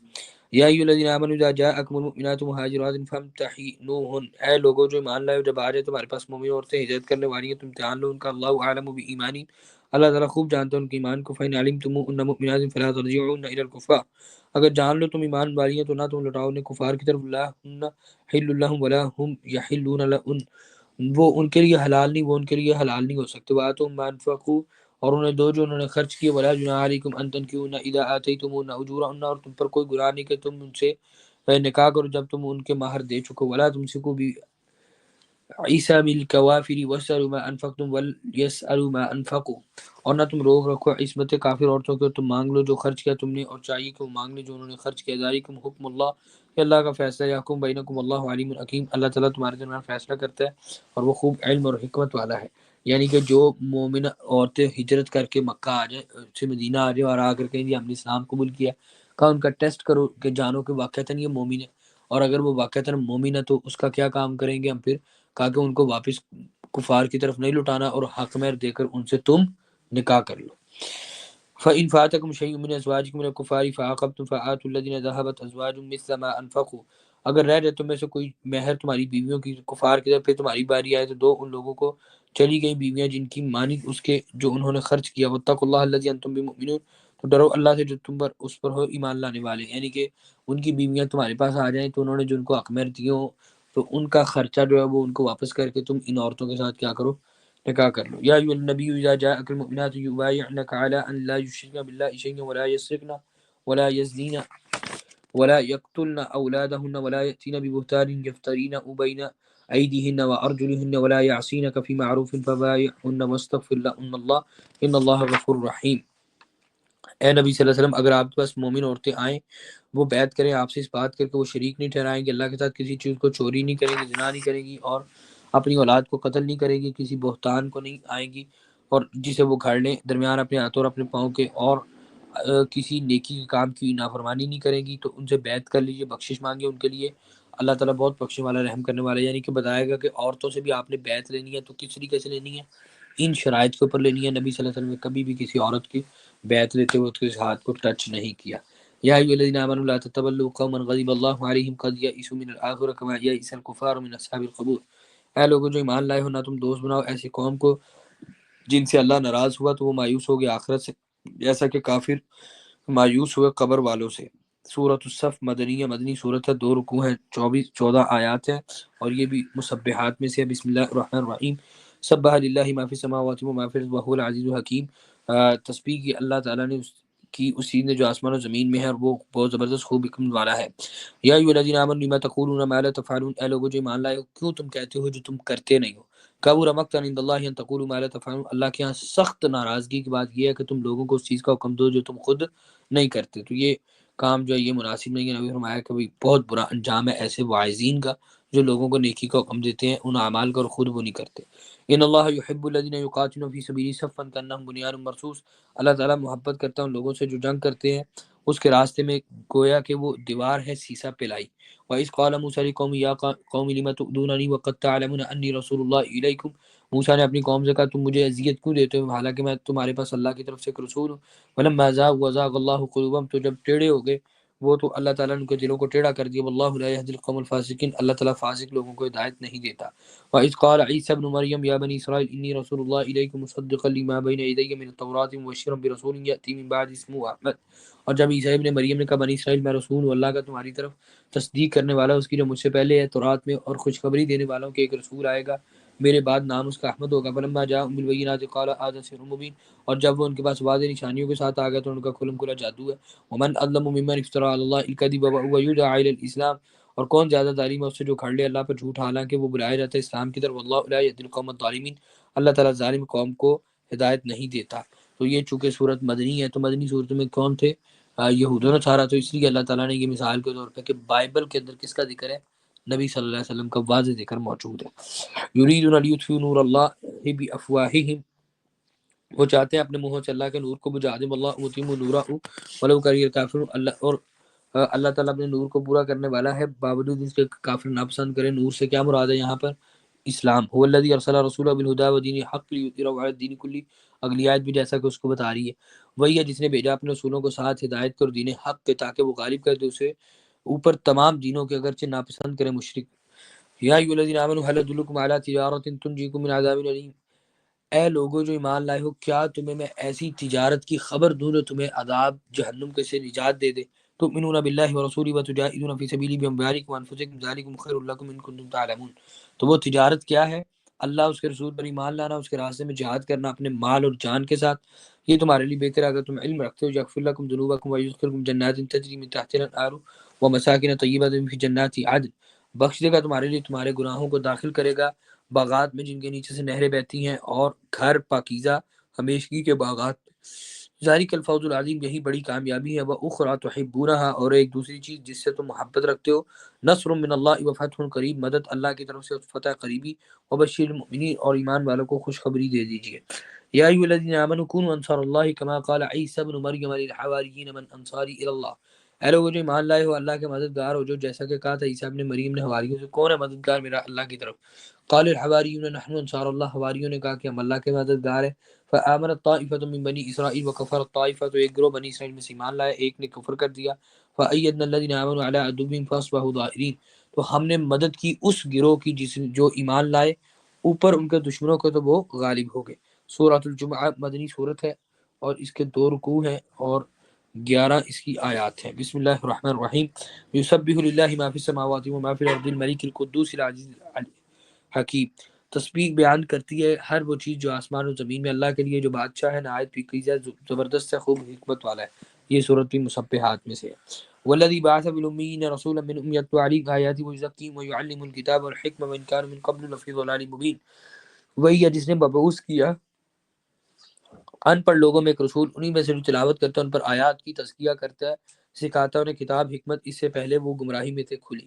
تو نبی صلی اللہ علیہ وسلم کے بارے میں یہ ایز اٹ از دعا ہم نے کہاں میں پڑھی تھی؟ سورہ بقرہ پہلے پارے میں پڑھی تھی کہ ابراہیم علیہ السلام نے دعا مانگی کہ اللہ ایسا پیغمبر بھیج جس میں یہ صفات موجود ہوں. تو میں نے آپ سے عرض کیا تھا کہ قرآن مجید میں ابراہیم علیہ السلام کی جتنی دعائیں مذکور ہیں اللہ تعالیٰ نے ہر دعا کو کیا کیا ایز اٹ از قبول کیا. تو اس کے ایک یہ بھی ہے. اور اس میں دوسرا سبق کیا ہے کہ کہا گیا ہے کہ ہم نے ان 30ویں بارے میں ہم پڑھیں گے کہ اللہ تعالیٰ نے 11 قسم اٹھا کر کامیابی کیا کہی تھی، نفس کو پاک کر لینا. تو تزکیہ نفس کے لیے یہاں پہ کیا کہا کہ یتلو علیہم آیاتہ و یزکیہم، ان پر آیات کی تلاوت کرتا ہے اور ان کا تزکیہ کرتا ہے. تو معلوم کیا ہوا کہ تزکیہ نفس کے لیے ضروری کیا ہے؟ قرآن مجید پڑھنا سیکھنا. یہ تزکیہ نفس کے لیے سب سے بہترین جو ہے نا وہ ذریعہ. وآخرین منہم لما یلحقوا بہم، اور دوسروں کے لیے بھی جو ابھی تک ملے نہیں ان سے. وہو العزیز الحکیم، وہ بہت زبردست خوبصورت والا ہے. ذالک فضل اللہ یؤتیہ من یشاء واللہ ذو الفضل العظیم، یہ اللہ کا فضل ہے جسے چاہتا ہے وہ عطا کر دیتا ہے، اللہ تعالیٰ بڑے فضل والا ہے. مثل الذین حملوا التوراۃ ثم لم يحملوها كمثل الحمار يحمل اسفارا، مثال ان کی جو اٹھوائے گے تورات پھر انہوں نے نہیں اٹھایا اسے، مانی مثال گدھے کی جو اٹھاتا ہے کتابیں. بئس مثل القوم الذین کذبوا بآیات اللہ، کتنی بری مثال ہے ان لوگوں کی جنہوں نے جھٹلایا اللہ کی آیات کو. واللہ لا یہدی القوم الظالمین، اللہ تعالیٰ ہدایت نہیں دیتا ان لوگوں کو جو ظالم ہے. تو اللہ تعالیٰ بتانا یہ چاہ رہے ہیں کہ گدھے کے اوپر آپ فزکس کی کتابیں رکھ دیں تو گدھا فزیشین نہیں بن سکتا، بایو رکھ دیں تو وہ بایولوجسٹ نہیں ہو سکتا، میتھ کی کتابیں گدھے پہ لا دیں تو وہ میتھ کا ماہر نہیں ہو سکتا. ٹھیک ہے، اسی طریقے سے آپ کیمسٹری کی کتابیں لا دیں تو وہ کیمسٹ نہیں ہو سکتا. گدھے کے اوپر دینی کتابیں رکھ دیں تو وہ عالم دین نہیں ہو سکتا. تو اللہ تعالیٰ فرماتے ہیں کہ ہم نے جن کو تورات دی ہے نہ انہوں نے تورات پڑھی اور نہ اس پہ عمل کیا تو ان کی مثال گدھے سے بھی بری ہے. کہ جیسے گدھے پہ کتابیں لاد دی جائیں تو گدھے کو وہ فائدہ ہی کچھ نہیں دیتی، ان کو ہم نے ان کے اوپر تورات نازل کی اور انہوں نے اس تورات کو پڑھا نہیں نہ سمجھا تو ان کی مثال گدھے سے بری ہے. تو یہ مثال کن کے لیے ہے؟ قرآن والوں کے لیے بھی ہے کہ جن کو اللہ تعالیٰ نے قرآن مجید کتاب دی، نہ اس کو پڑھتے ہیں نہ اس کو سیکھتے ہیں نہ اس پہ عمل کرتے ہیں. تو کیا ہے گدھے سے بدتر ہے کہ ایک بوجھ اٹھایا ہوا، جو بوجھ اٹھایا جو ان کو کسی قسم کا فائدہ نہیں دیتا. دوسرے نمبر پہ ہم نے پیچھے والی صورت میں کیا پڑھا، اللہ تعالیٰ نے کیا کہا کہ اگر اس قرآن کو ہم پہاڑ پر اتارتے وہ اس کی ہیبت سے ڈر جاتا دب جاتا. اور انسان ہے کہ اس سے آگے ہم جا کے بلکہ پڑھا ہم نے پیچھے سورہ احزاب میں کہ ظلومن جہولا، کہ یہ ہم نے اس ظالم اور جاہل ہے اس نے بار امانت اٹھا لیا اور اٹھانے کے بعد اس کا حق ادا نہیں کرتا. یہ اللہ تعالیٰ نے مثال بیان کی. تو بہرحال ہم نے اس سے پچھلی آیت میں کیا پڑھا کہ تزکیہ نفس کیسے ہوگا، آیات کی تلاوت کریں گے. اور یہاں پہ اللہ نے کیا کہا کہ اگر آیات کی تلاوت نہیں کرو گے تو تزکیہ بھی نہیں ہوگا، پھر گدھے ہی ہو بوجھ اٹھا کے پھر رہے. ٹھیک ہے، تو اس لیے نبی صلی اللہ علیہ وسلم دعا کیا کرتے تھے اللہم انی اسألک علما نافعا، ایک دعا. دوسرے نمبر پہ نبی صلی اللہ علیہ وسلم کہا کہ اللہم انی اعوذ بک من علم لا ينفع، اللہ تعالیٰ میں تجھ سے ایسے علم کی پناہ مانگتا ہوں جو نفع نہ دے، ایسے علم کی پناہ مانگتا ہوں جو نفع نہ دے. تو نفع مند علم سب سے پہلے نمبر پہ کیا ہے، جس پہ انسان خود عمل کرے اور عمل کرنے کے بعد پھر وہ نفع مند علم یہ ہے انسان اس کو آگے پہنچائے. اور اگر انسان کے پاس علم ہے وہ دوسروں کو پہنچائی جا رہا ہے اور خود اس پہ عمل نہیں کرتا تو وہ علم نفع مند نہیں ہے. اچھا جی، قل یا ایھا الذین ھادوا ان زعمتم انکم اولیاء للہ من دون الناس فتمنوا الموت ان کنتم صادقین. کئی ہے لوگوں جو یہودی بن کے اگر گمان کرتے ہو کہ تم دوست ہو اللہ کے سوائے لوگوں کے، تمنا کرو موت کی اگر تم سچے ہو. ولا یتمنوا ابدا بما قدمت ایدیہم، نہیں وہ تمنا کریں گے اس کی کبھی بھی اس وجہ سے کہ جو ان کے ہاتھوں نے آگے بھیجا. واللہ علیم بالظالمین، اللہ تعالیٰ خوب جاننے والا ہے ظالموں کا. قل ان الموت الذی تفرون منه فانه ملاقیکم ثم تردون الی عالم الغیب والشہادہ فینبئکم بما کنتم تعملون. کہہ دیجیے کہ بے شک موت جس سے تم بھاگتے ہو وہ ملنے والی، تمہیں پھر تم لوٹائے جاؤ گے اس کی طرف جو غیب اور حاضر کا جاننے والا ہے، پھر وہ خبر دے گا تمہیں تمہارے اعمال کی.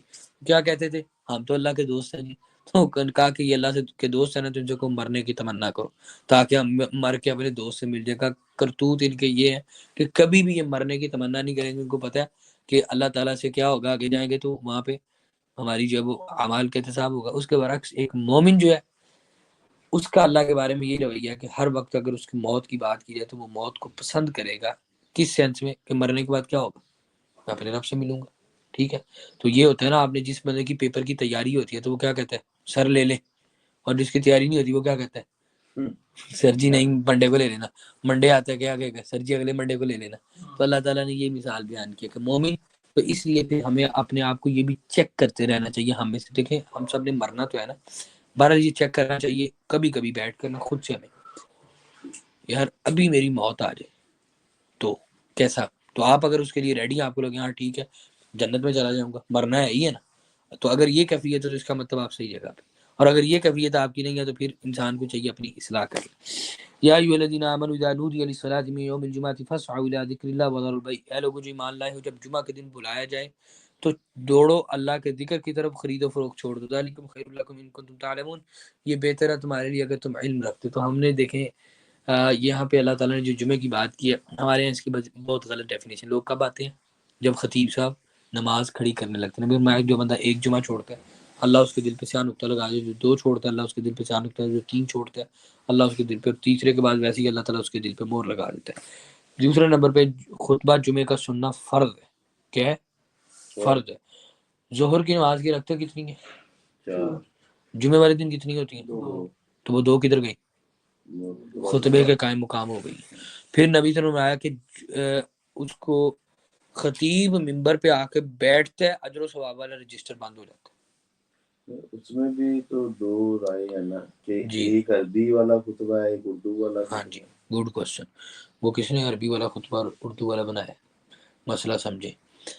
طریقہ کار یہ ہے کہ ہمارے ہاں جو عربی والا خطبہ اور اردو والا ہے اس کا تصور ہی نہیں ہے۔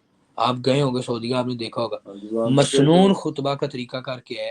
نبی صلی اللہ علیہ وسلم کا طریقہ یہ تھا، آپ صلی اللہ علیہ وسلم آتے تھے، آ کے ممبر پہ بیٹھتے تھے، آذان ہوتی تھی، آپ عربی خطبہ پڑھتے تھے جو پہلے سٹارٹ پہ پورا، جس میں 3 آیات یا ایھا الناس تک جو خطبہ نکاح کے موقع پہ پڑھتے تھے۔ اس کے بعد اللہ کے نبی صلی اللہ علیہ وسلم عربی زبان میں نصیحت کرتے تھے، ٹھیک ہے۔ نصیحت کرنے کے بعد اللہ کے نبی صلی اللہ علیہ وسلم بیٹھ جاتے تھے، بیٹھ کر پھر آپ صلی اللہ علیہ وسلم کھڑے ہوتے تھے، اور کھڑے ہو کر آپ صلی اللہ علیہ وسلم وہ پھر مختصر عربی خطبہ پڑھتے تھے، اس میں بھی نصیحت کر کے آپ نماز شروع ہو جاتی تھی۔ ہمارے ہاں یہ جو عربی اردو خطبے والا دو کا کنسیپٹ ہے، یہ غلط طریقہ کا ہے، یہ ہے ہی۔ اصل یہی ہے، ہم کون لوگ ہیں؟ اردو سپیکنگ ہے۔ خطبہ کا بنیادی مقصد نصیحت ہے، اس لیے کیا کیا جاتا ہے کہ ہم وہ عربی خطبہ پڑھنے کے بعد نصیحت کا پورشن کس زبان میں کرتے ہیں؟ اردو زبان میں، کہ خطبہ کا اصل مقصد جو ہے وہ نصیحت ہے، پھر اینڈ والا پورشن ہم عربی زبان کے اندر پڑھتے ہیں۔ تو یہ طریقہ کار ہے۔ یہ ہمارے ہاں جو طریقہ ہے نا کہ مولوی صاحب پہلے بیٹھ کے واز کرتے ہیں، واز کے بعد پھر وہ سنتیں ہوتی ہیں، پھر اذان ہوتی ہیں، وہ کھڑا ہو کے خطبہ دیتے ہیں، پھر بیٹھ کر۔ اب یہ طریقہ کار یہ ہے کہ ہمارے جو اہل سنت بھائی ہیں نا، یہ دیوبندی اور بریلوی کرتے وہ بھی اہل حدیثوں کی طرح ہی ہیں کہ اصل خطبے کو کون سا مانتے ہیں؟ وہ اذان ہوتی ہے، خطبہ پڑھتے ہیں، بیٹھتے ہیں، پھر اذان ہوتی ہے۔ اب یہ طریقہ اہل حدیثوں سے اور حرم سے سیم ہو گیا نا۔ اضافی چیز کیا ہے؟ صرف وہ پہلے اردو والا خطبہ، وہ پورشن انہوں نے اضافی مشقت ایڈ کی ہوئی ہے کہ اس کا سنت میں ثبوت ہی نہیں۔ سیدھا سیدھا طریقہ کار کیا ہے؟ عربی خطبہ پڑھ کے نصیحت کی، نصیحت کر کے بیٹھ گئے، بیٹھ کے دوسرا خطبہ پڑھا، نماز شروع کر دی، ٹھیک ہے۔ اب اس کا ٹائم پیریڈ کتنا ہونا چاہیے؟ زیادہ سے زیادہ 30 منٹ، اور یہ 30 منٹ بھی زیادہ ہے، 15 سے 20 منٹ کا ٹائم، 15 منٹ ہے معاملہ۔ نبی صلی اللہ علیہ وسلم کی حدیث ہے صحیح مسلم میں، آپ نے فرمایا، عمار بن یاسر نریٹر ہے، خطیب کے فقیہ ہونے کی علامت ہے اس کا خطبہ مختصر اور اس کی نماز لمبی ہو۔ ہمارے یہاں کیا ہوتا ہے؟ 1.25 گھنٹے کا خطبہ ہوتا ہے اور نماز میں وہ انا اعطیناک الکوثر پڑھ کے سلام پھیر دیتے ہیں، الٹا چلتے ہیں ہم لوگ۔ تو خطبہ کس چیز میں سے فرض ہے؟ تو اب آپ یہ بات بھی یاد رکھیں، پڑھنے کے بعد گھر کے، یہ نہیں ہے کہ خطبہ جو میں گھر کے قریب مسجد ہے گھس جاؤں، آپ اس جگہ کا انتخاب کریں جہاں پہ خطیب اچھی اصلاحی گفتگو کرتا ہے، آپ کو دین بتاتا ہے۔ اس کے لیے آپ کو 4-5 کلومیٹر ڈرائیو ہی کیوں نہ کرنا پڑے، یہ خطبے کا تقاضا ہے، ٹھیک ہے۔ کہ اس لیے کہ نبی فرمایا کہ عید کا دن ہے، سید الایام ہے، اتنی فضیلت ہے خطبے کی، صحابہ تمام، یہاں تک کہ آپ نے فرمایا جو دن جمعہ کے دن صبح سویرے غسل کرے، اچھے نئے دھلے ہوئے کپڑے پہن کر جلدی مسجد میں آ کر خطیب سے پہلے بیٹھ جائے، اللہ تعالیٰ جو توفیق دے 2-4 رکھتے پڑے، اور اس کے بعد اس کا خطبہ پوری توجہ سے سنے، اللہ تعالیٰ اس کو اس کے ہر قدم کے بدلے 1 سال کے روزے رکھنے اور 1 سال کی راتوں کے قیام کا اجر و ثواب دیتا ہے۔ تو وہ جو جتنے قدم چل کر آیا گیا، ہر قدم کے بدلے، یہ سنن اربع کی روایت ہے اور چاروں کتب حدیث میں اور اتھینٹک روایت۔ تو معلوم اس سے یہ ہوا کہ خطبے کی کتنی اہمیت، اور یہاں پہ اللہ نے کہا کہ جب بلایا جائے تمہیں جمعہ کی نماز کے لیے تو کیا کرو؟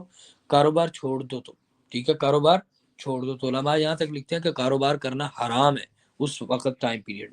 تو یہ خطبہ کے کچھ ایس او پیز ہے۔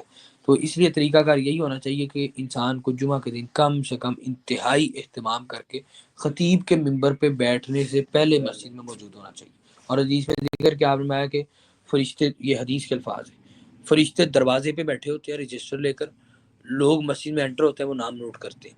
آپ نے فرمایا خطیب ممبر پہ بیٹھتا ہے، وہ رجسٹر بند کر کے جا کے خطیب کا خطبہ سنتے ہیں۔ یہ حدیث کے الفاظ، ٹھیک ہے۔ فَإِذَا قُضِيَتِ الصَّلَاةُ فَانتَشِرُوا فِي الْأَرْضِ وَابْتَغُوا مِنْ فَضْلِ اللَّهِ وَاذْكُرُوا اللَّهَ كَثِيرًا لَعَلَّكُمْ تُفْلِحُونَ۔ جب پوری ہو جائے نماز تو پھیل جو زمین میں اللہ کے فضل سے تلاش کرو اور ذکر کرو اس کا کثرت سے تاکہ تم فلاح پا جاؤ۔ تو اس میں یہ ہے کہ کاروبار کب کرنا ہے؟ جمعہ کی نماز ختم ہو جائے تو زمین میں پھیل کر اس کا رزق تلاش کرو۔ ہم لوگ چلتے الٹے ہیں، ہمارے ہاں 8 بجے دکانیں کھلتی ہیں اور 12 بجے تک، اور 12 بجے کے بعد کیا ہوتی ہیں؟ بند ہو جاتی ہیں اور شام تک بند رہتی ہیں۔ طریقہ کار یہ ہے کہ جمعہ والے دن صبح مارکیٹ بند رہے، 1 بجے خطبے کی نماز ختم ہوئی ہے، 1 بجے کے بعد مارکیٹ کھولے، ٹھیک ہے۔ تمہارے یہاں خیر و برکت کیوں نہیں ہوتی؟ کہ ہم نے ہر وہ کام کرنا ہے جو اللہ کے رسول کے الٹا ہے۔ اللہ نے جب کہا کہ تلاش کرو عصر کے بعد فضل اس کا، تو آپ مجھے بتائیں کہ پھر کب ملے گا؟ اللہ نے اس وقت رکھا ہوگا تو اس نے کہا نہیں حکم کہ اس وقت میں تلاش کرو۔ وَإِذَا رَأَوْا تِجَارَةً أَوْ لَهْوًا انفضوا إِلَيْهَا وَتَرَكُوكَ قَائِمًا۔ انہوں نے دیکھا تجارت کو یا کھیل تماشے کو، وہ دوڑ پڑے طرف اس کے، انہوں نے چھوڑ دیا آپ کو کھڑے ہوئے۔ قُلْ مَا عِندَ اللَّهِ خَيْرٌ مِنَ اللَّهْوِ وَمِنَ التِّجَارَةِ وَاللَّهُ خَيْرُ الرَّازِقِينَ۔ اللہ کے پاس اس کھیل تماشے اور تجارت سے بہتر ہے اور اللہ تعالیٰ بہتر رزق دینے والوں میں سے۔ دونوں باتیں کر دی کہ یہ دنیا دیکھتے ہیں تو نبی صلی اللہ علیہ وسلم دین اور خطبہ شطبہ چھوڑ کر بھاگ جاتے ہیں اس کی طرف۔ کہا کہ ان سے کہو کہ اللہ تعالیٰ کے پاس جو کچھ ہے نا وہ اس سے بہتر ہے۔ کیا کمپیریزن کر لیں کہ ایک بندہ جمعہ چھوڑ کے کاروبار کر رہا ہے، ایک کاروبار چھوڑ کے جمعہ کر رہا ہے، تو بہتر کیا ہے؟ جو جمعے کی طرف جا رہا ہے۔ دوسرے نمبر پہ کہا واللہ خیر الرازقین، بہتر رزق دینے والا اللہ ہے۔ تو تم جمعہ چھوڑ کر ادھر جاؤ گے تو اس سے یہ گارنٹی نہیں ہے کہ تمہیں رزق ملے گا۔ اب سوال یہ پیدا ہوتا ہے کہ جب ہم جمعہ چھوڑ کے دنیا کی طرف جاتے تو ہمیں زیادہ رزق ملتا ہے۔ بھائی یہی تو امتحان ہے کہ ہفتے والے دن اللہ نے کیا کہا تھا؟ مچھلیاں، اور سب سے زیادہ آئی کس دن؟ ہفتے والے دن۔ تو یہ امتحان ہے بندے کا، تو یہ ٹائم پیریڈ کے لیے مستقل نہیں ہے، انسان اس سے گزر جائے اللہ آسانی۔ سورۃ المنافقون مدنی سورت ہے، 11 آیات 2 رکوع ہیں۔ بسم اللہ الرحمن الرحیم۔ اذا جاءک المنافقون قالوا نشهد انک لرسول اللہ۔ یہ منافق جب آپ کے پاس آتے ہیں تو کہتے ہیں کہ بے شک آپ اللہ کے رسول ہیں۔ واللہ یعلم انک لرسول، اللہ تعالیٰ جانتا ہے کہ آپ یقینا رسول ہیں اس کے۔ واللہ یشهد ان المنافقین لکاذبون، اور اللہ تعالیٰ گواہی دیتا ہے کہ یہ منافق جھوٹے ہیں۔ کتنا زبردست اللہ نے انداز اختیار کیا۔ اللہ نے کہا منافق نبی صلی اللہ علیہ وسلم کے پاس آ کر کہتے ہیں آپ اللہ کے رسول ہیں۔ تو اب یہ نہیں کہا کہ یہ منافق جھوٹ بولتے ہیں، تو اس سے یہ میننگ لے سکتے ہیں کہ نعوذ باللہ منافقوں کا کہنا نبی صلی اللہ علیہ وسلم اللہ کے رسول ہیں، جو یہ جھوٹ بولتے ہیں کہ اللہ کے نبی رسول نہیں۔ کہا اللہ تعالیٰ جانتا ہے کہ آپ رسول ہیں لیکن یہ جھوٹے ہیں۔ اللہ کو پتہ ہے ہمیں کہ آپ رسول ہیں، ان کو بتانے کی ضرورت نہیں، لیکن یہ جھوٹے ہیں، ٹھیک ہے، کہ یہ ان کا جو دعویٰ ہے آپ کے بارے میں وہ غلط ہے۔ اتخذوا ایمانہم جنۃ فصدوا عن سبیل اللہ، انہوں نے اپنی قسموں کو ڈھال بنا لیا اللہ کے راستے سے روکنے کے لیے۔ انہم ساء ما كانوا يعملون، کتنا برا یہ عمل کرتے ہیں۔ ذالک بانہم آمنوا ثم كفروا فتوبی علی قلوبہم فهم لا يفقهون، یہ اس وجہ سے کہ ایمان لائے انہوں نے کفر کیا تو مہر لگا دی ان کے دلوں پہ، پس وہ نہیں وہ سمجھتے۔ وَإِذَا رَأَيْتُمْ تُعْجِبُكَ أَجْسَامُهُمْ، آپ دیکھیں انہیں اچھے لگیں گے آپ کو جسم ان کے، وَيَقُولُوا تَسْمَعُ لِقَوْلِهِمْ، اور اگر بات کریں تو آپ سنتے رہ جائیں گے ان کی بات کو۔ کنم خشب مسندہ، گویا وہ لکڑیاں ٹیک لگائی ہوئی۔ یحسبون کل صیحۃ علیہم، ہر بلند آواز کو اپنے اوپر گمان کرتے ہیں۔ ہم العدو فاحذرهم، وہی دشمن ہے آپ محتاط رہیے ان سے۔ قاتلهم اللہ، غارت کرے اللہ انہیں، ان یؤفکون، کہاں سے وہ پھیرے جاتے ہیں۔ واذا قیل لهم تعالوا یستغفر لكم رسول اللہ لووا رؤوسهم ورأيتهم يسودون وهم مستكبرون، جب کہا جاتا ہے ان سے آؤ بخشش کی دعا کریں تمہارے لیے، اللہ کے رسول وہ منہ موڑتے ہیں اپنے سروں کو اور دیکھتے ہیں انہیں، وہ روکتے ہیں اس حال میں کہ تکبر کرنے والے ہیں۔ سواء علیہم استغفرت لهم ام لم تستغفر لهم، یکساں ان پر کہ وہ بخشش مانگے آپ ان کے لیے یا آپ ان کی بخشش نہ مانگے۔ لن یغفر اللہ لهم، اللہ تعالیٰ نے ان کو معاف نہیں کرنا۔ ان اللہ لا یهدی القوم الفاسقین، اللہ تعالیٰ فاسق لوگوں کو ہدایت نہیں دیتا۔ ہم الذین یقولون لا تنفقوا علی من عند رسول اللہ حتی ينفضوا، وہی جو کہتے ہیں خرچ نہ کرو اوپر ان کے جو پاس رسول اللہ کے، یہاں تک کہ وہ منتشر ہو جائیں۔ وللہ خزائن السماوات والارض ولکن المنافقین لا یفقهون، اللہ کے لیے خزانے آسمان اور زمین کے، منافق سمجھتے نہیں۔ یقولون لئن رجعنا الى المدینہ لیخرجن الاعز منها الاذل، وہ کہتے ہیں اگر لوٹے ہم طرف مدینہ کے ضرور نکال دے گا زیادہ عزت والا اس سے جو زیادہ ذلت والے کو۔ وللہ العزۃ ولرسول وللمؤمنین ولکن المنافقین لا يعلمون، اور اللہ ہی کے لیے ہے عزت اور اس کے رسول کے مومنوں کے، لیکن منافق وہ نہیں جانتے۔ عبداللہ بن ابی مدینے سے باہر تھا، اس نے صحابہ کے درمیان کہا کہ ایک عزت والا ناؤز باللہ ایک ذلیل محمد صلی اللہ علیہ وسلم کو مدینہ سے نکال دے گا۔ زید بن ارقم رضی اللہ تعالیٰ نے یہ بات سنی، انہوں نے آ کر نبی صلی اللہ علیہ وسلم کو کہا کہ اللہ کے نبی اس نے یہ کہا ہے۔ آپ صلی اللہ علیہ وسلم نے بلا کر عبداللہ بن ابی کو کہا کہ تم نے یہ کہا، اس نے کہا اللہ کی قسم میں نے تو نہیں کہا۔ زید بن ارقم اتنے پریشان ہوئے کہ اللہ کے نبی میرے بارے کیا سوچیں گے کہ یہ جھوٹ ہے. تو مومن تھا تو ظاہری بات ہے کہ فکر کس کو ہوتی ہے؟ جو اپنی ریپو کی جس کی عزت ہوتی ہے. اور جو ہے گندا آدمی اس کو کیا ہے، ان کو لوگ جو مرضی کہتے سوچتے ہیں کیا فرق پڑتا ہے. تو ہمیشہ صفائی چیزیں معاملت کون پیش کرتا ہے کہ میرے دامن پہ لگا داغ دھل جائے. اور جو گندا آدمی وہ جھوٹی قسمیں اٹھا کر کیا کرے گا، وہ چل ہو کے پھرتا رہے گا، اس کو کوئی پرواہ نہیں، لوگ اس کے بارے میں کیا کہیں اور کیا سوچیں. اب زید رضی اللہ تھے شدید پریشان، اتنی ٹینشن میں کہ اللہ کے نبی سوچیں گے صحابہ کہیں گے، انہوں نے کہا کہ تم فساد کر رہے ہو یہاں پہ اس کے بارے میں بڑی. اب دیکھو اللہ تعالیٰ کو بھی یہ چیز بارے اللہ تعالیٰ اپنے سچے بندوں کی صفائی کو ہمیشہ ثابت کرتا. اللہ تعالیٰ نے آیات نازل کر کے جسٹیفائی کرتے اللہ کے نبی اس نے عبداللہ بن ابی نے یہ بات کی ہے، اور آپ کے صحابی جو زید ہیں یہ سچے ہیں، انہوں نے جھوٹ نہیں بولا. تو یہ اس کا ذکر کر دیا. یا ایھا الذین آمنوا لا تلھکم اموالکم ولا اولادکم عن ذکر اللہ ومن یفعل ذلک فاولئک هم الخاسرون. اے ایمان والو، تمہارا مال اور اولاد اللہ کے ذکر سے تمہیں غافل نہ کر دے، جو کوئی کرے گا تو وہ خسارہ پانے والا ہے. کیا کہا انما اموالکم واولادکم فتنہ، مال اور اولاد فتنہ ہے، تو وہ اللہ کے ذکر سے غافل نہ کر دے. وانفقوا مما رزقناکم، اس سے مراد کیا ہے؟ اکثر اللہ کے ذکر سے غافل کرنے والی چیزیں کیا ہیں؟ دو ہیں، مال اور اولاد. وانفقوا مما رزقناکم من قبل ان یاتی احدکم الموت فیقول رب لولا اخرتنی الى اجل قریب فاصدق واکن من الصالحین. اور خرچ کرو اس میں سے جو ہم نے تمہیں رزق دیا اس سے پہلے کہ آ جائے تم میں سے کسی ایک کو موت، وہ کہے کہ میرے رب تو نے مجھے مہلت کیوں نہ دی ایک وقت قریب تک کے لیے، تو میں صدقہ کرتا اور روزہ نیک لوگوں میں.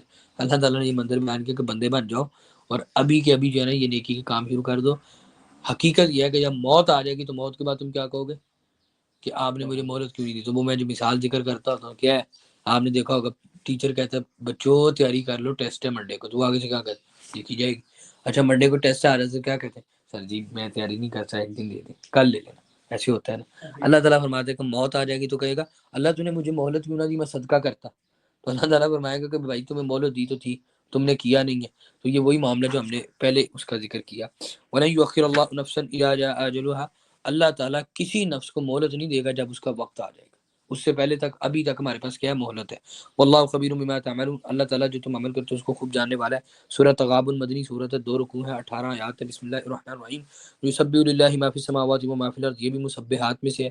تسبیح کرتی ہے اللہ کے لیے ہر وہ چیز جو آسمان و زمین میں، لہ الملک و لہ الحمد، اسی کے لیے بادشاہ تو تعریف، و هو علی کل شیء قدیر، ہر چیز کے اوپر خوب قدرت رکھنے والا ہے. هو الذی خلقکم فمنکم کافر ومنکم مؤمن، اللہ تعالیٰ نے پیدا کیا تمہیں تو دو ہی گروہ ہے، کوئی کافر ہے کوئی مومن ہے. واللہ بما تعملون بصیر، جو تم عمل کرتے اللہ اس کو خوب دیکھنے والا ہے. خلق السماوات والارض بالحق، اللہ تعالیٰ نے آسمان زمین کو حق کے ساتھ پیدا کیا. وصورکم فاحسن صورکم، اس نے تمہاری صورت بنائی تو اچھی صورت بنائی. والیہ المصیر، اسی کی طرف لوٹنا ہے.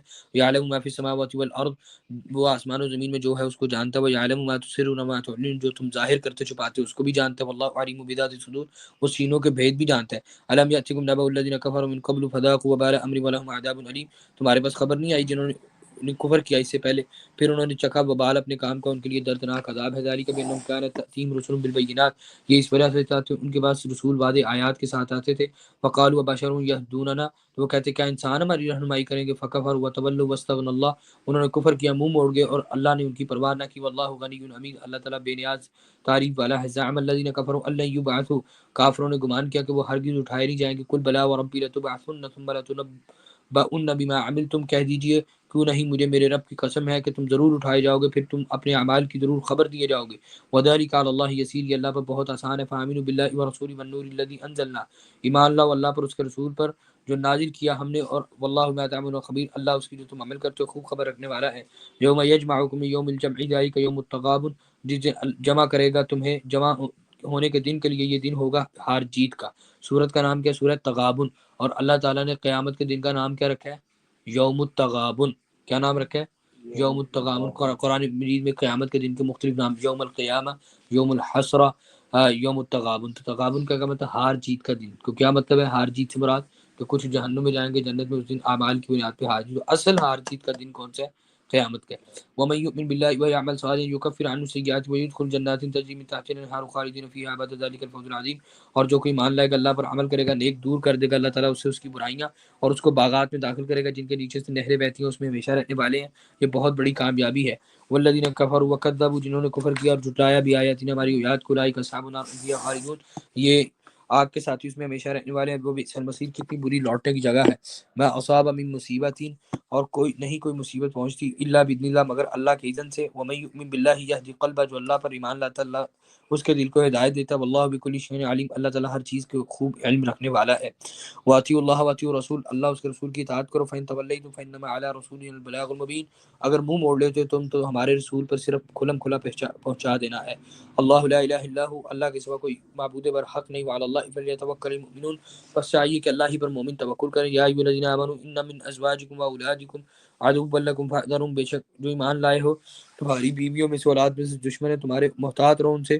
وان تعفوا وتصفحوا وتغفروا فإن اللہ غفور رحیم، اگر تم معاف کر دو نہ تم درگزر کرو تم بخش دو تو اللہ تعالیٰ بہت بخشنے والا نہایت رحم کرنے والا ہے۔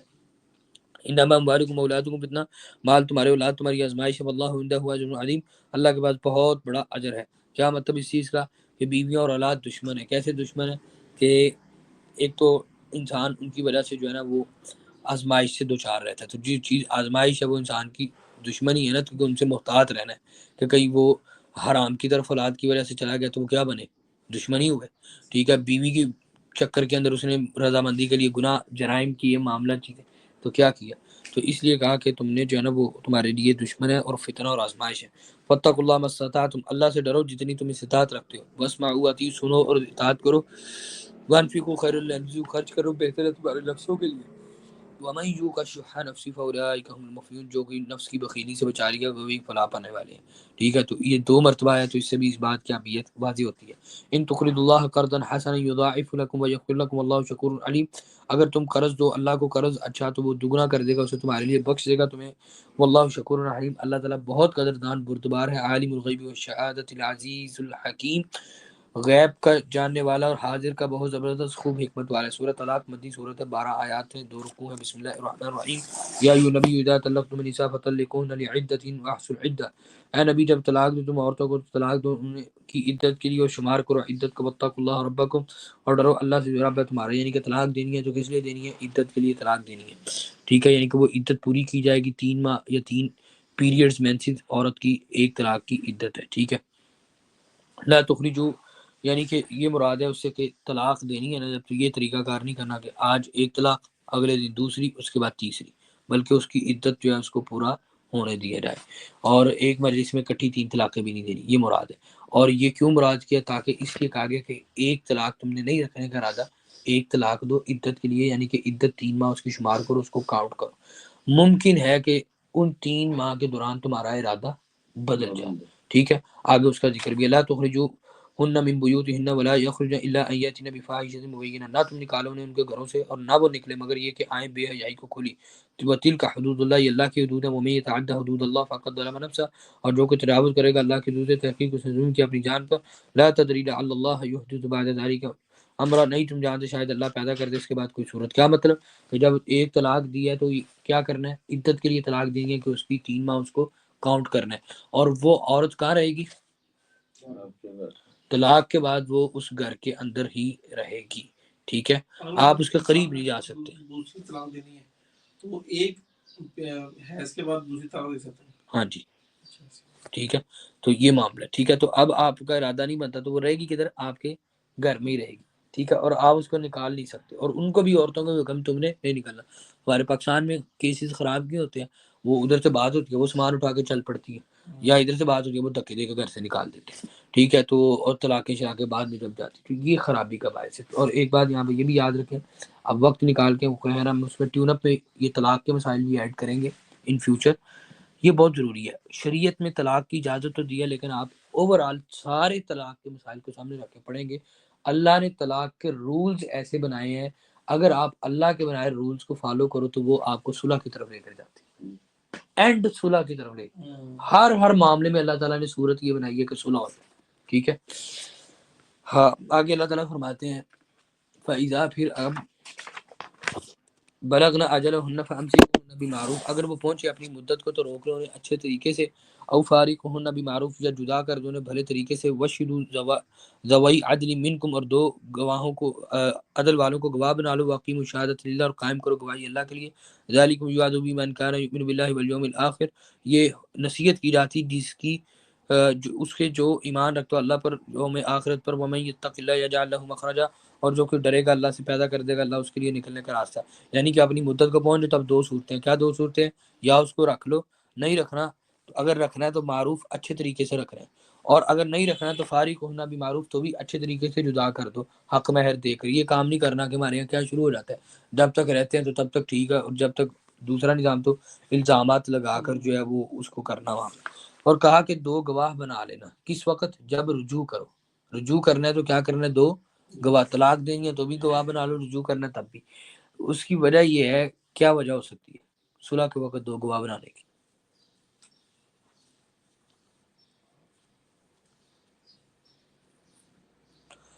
اگر آپ نہیں بنائیں گے تو اس میں پرابلم ہوگا. پرابلم یہ ہوگا، اکثر دیکھا گیا ہماری سوسائٹی کے اندر، بندہ فوت ہو جاتا ہے، گھر والے اس عورت کو اس کی وراثت میں سے حصہ ہی نہیں دیتے، یہ کہہ کر کو پوچھنے سے تمہیں طلاق دے دی تھی.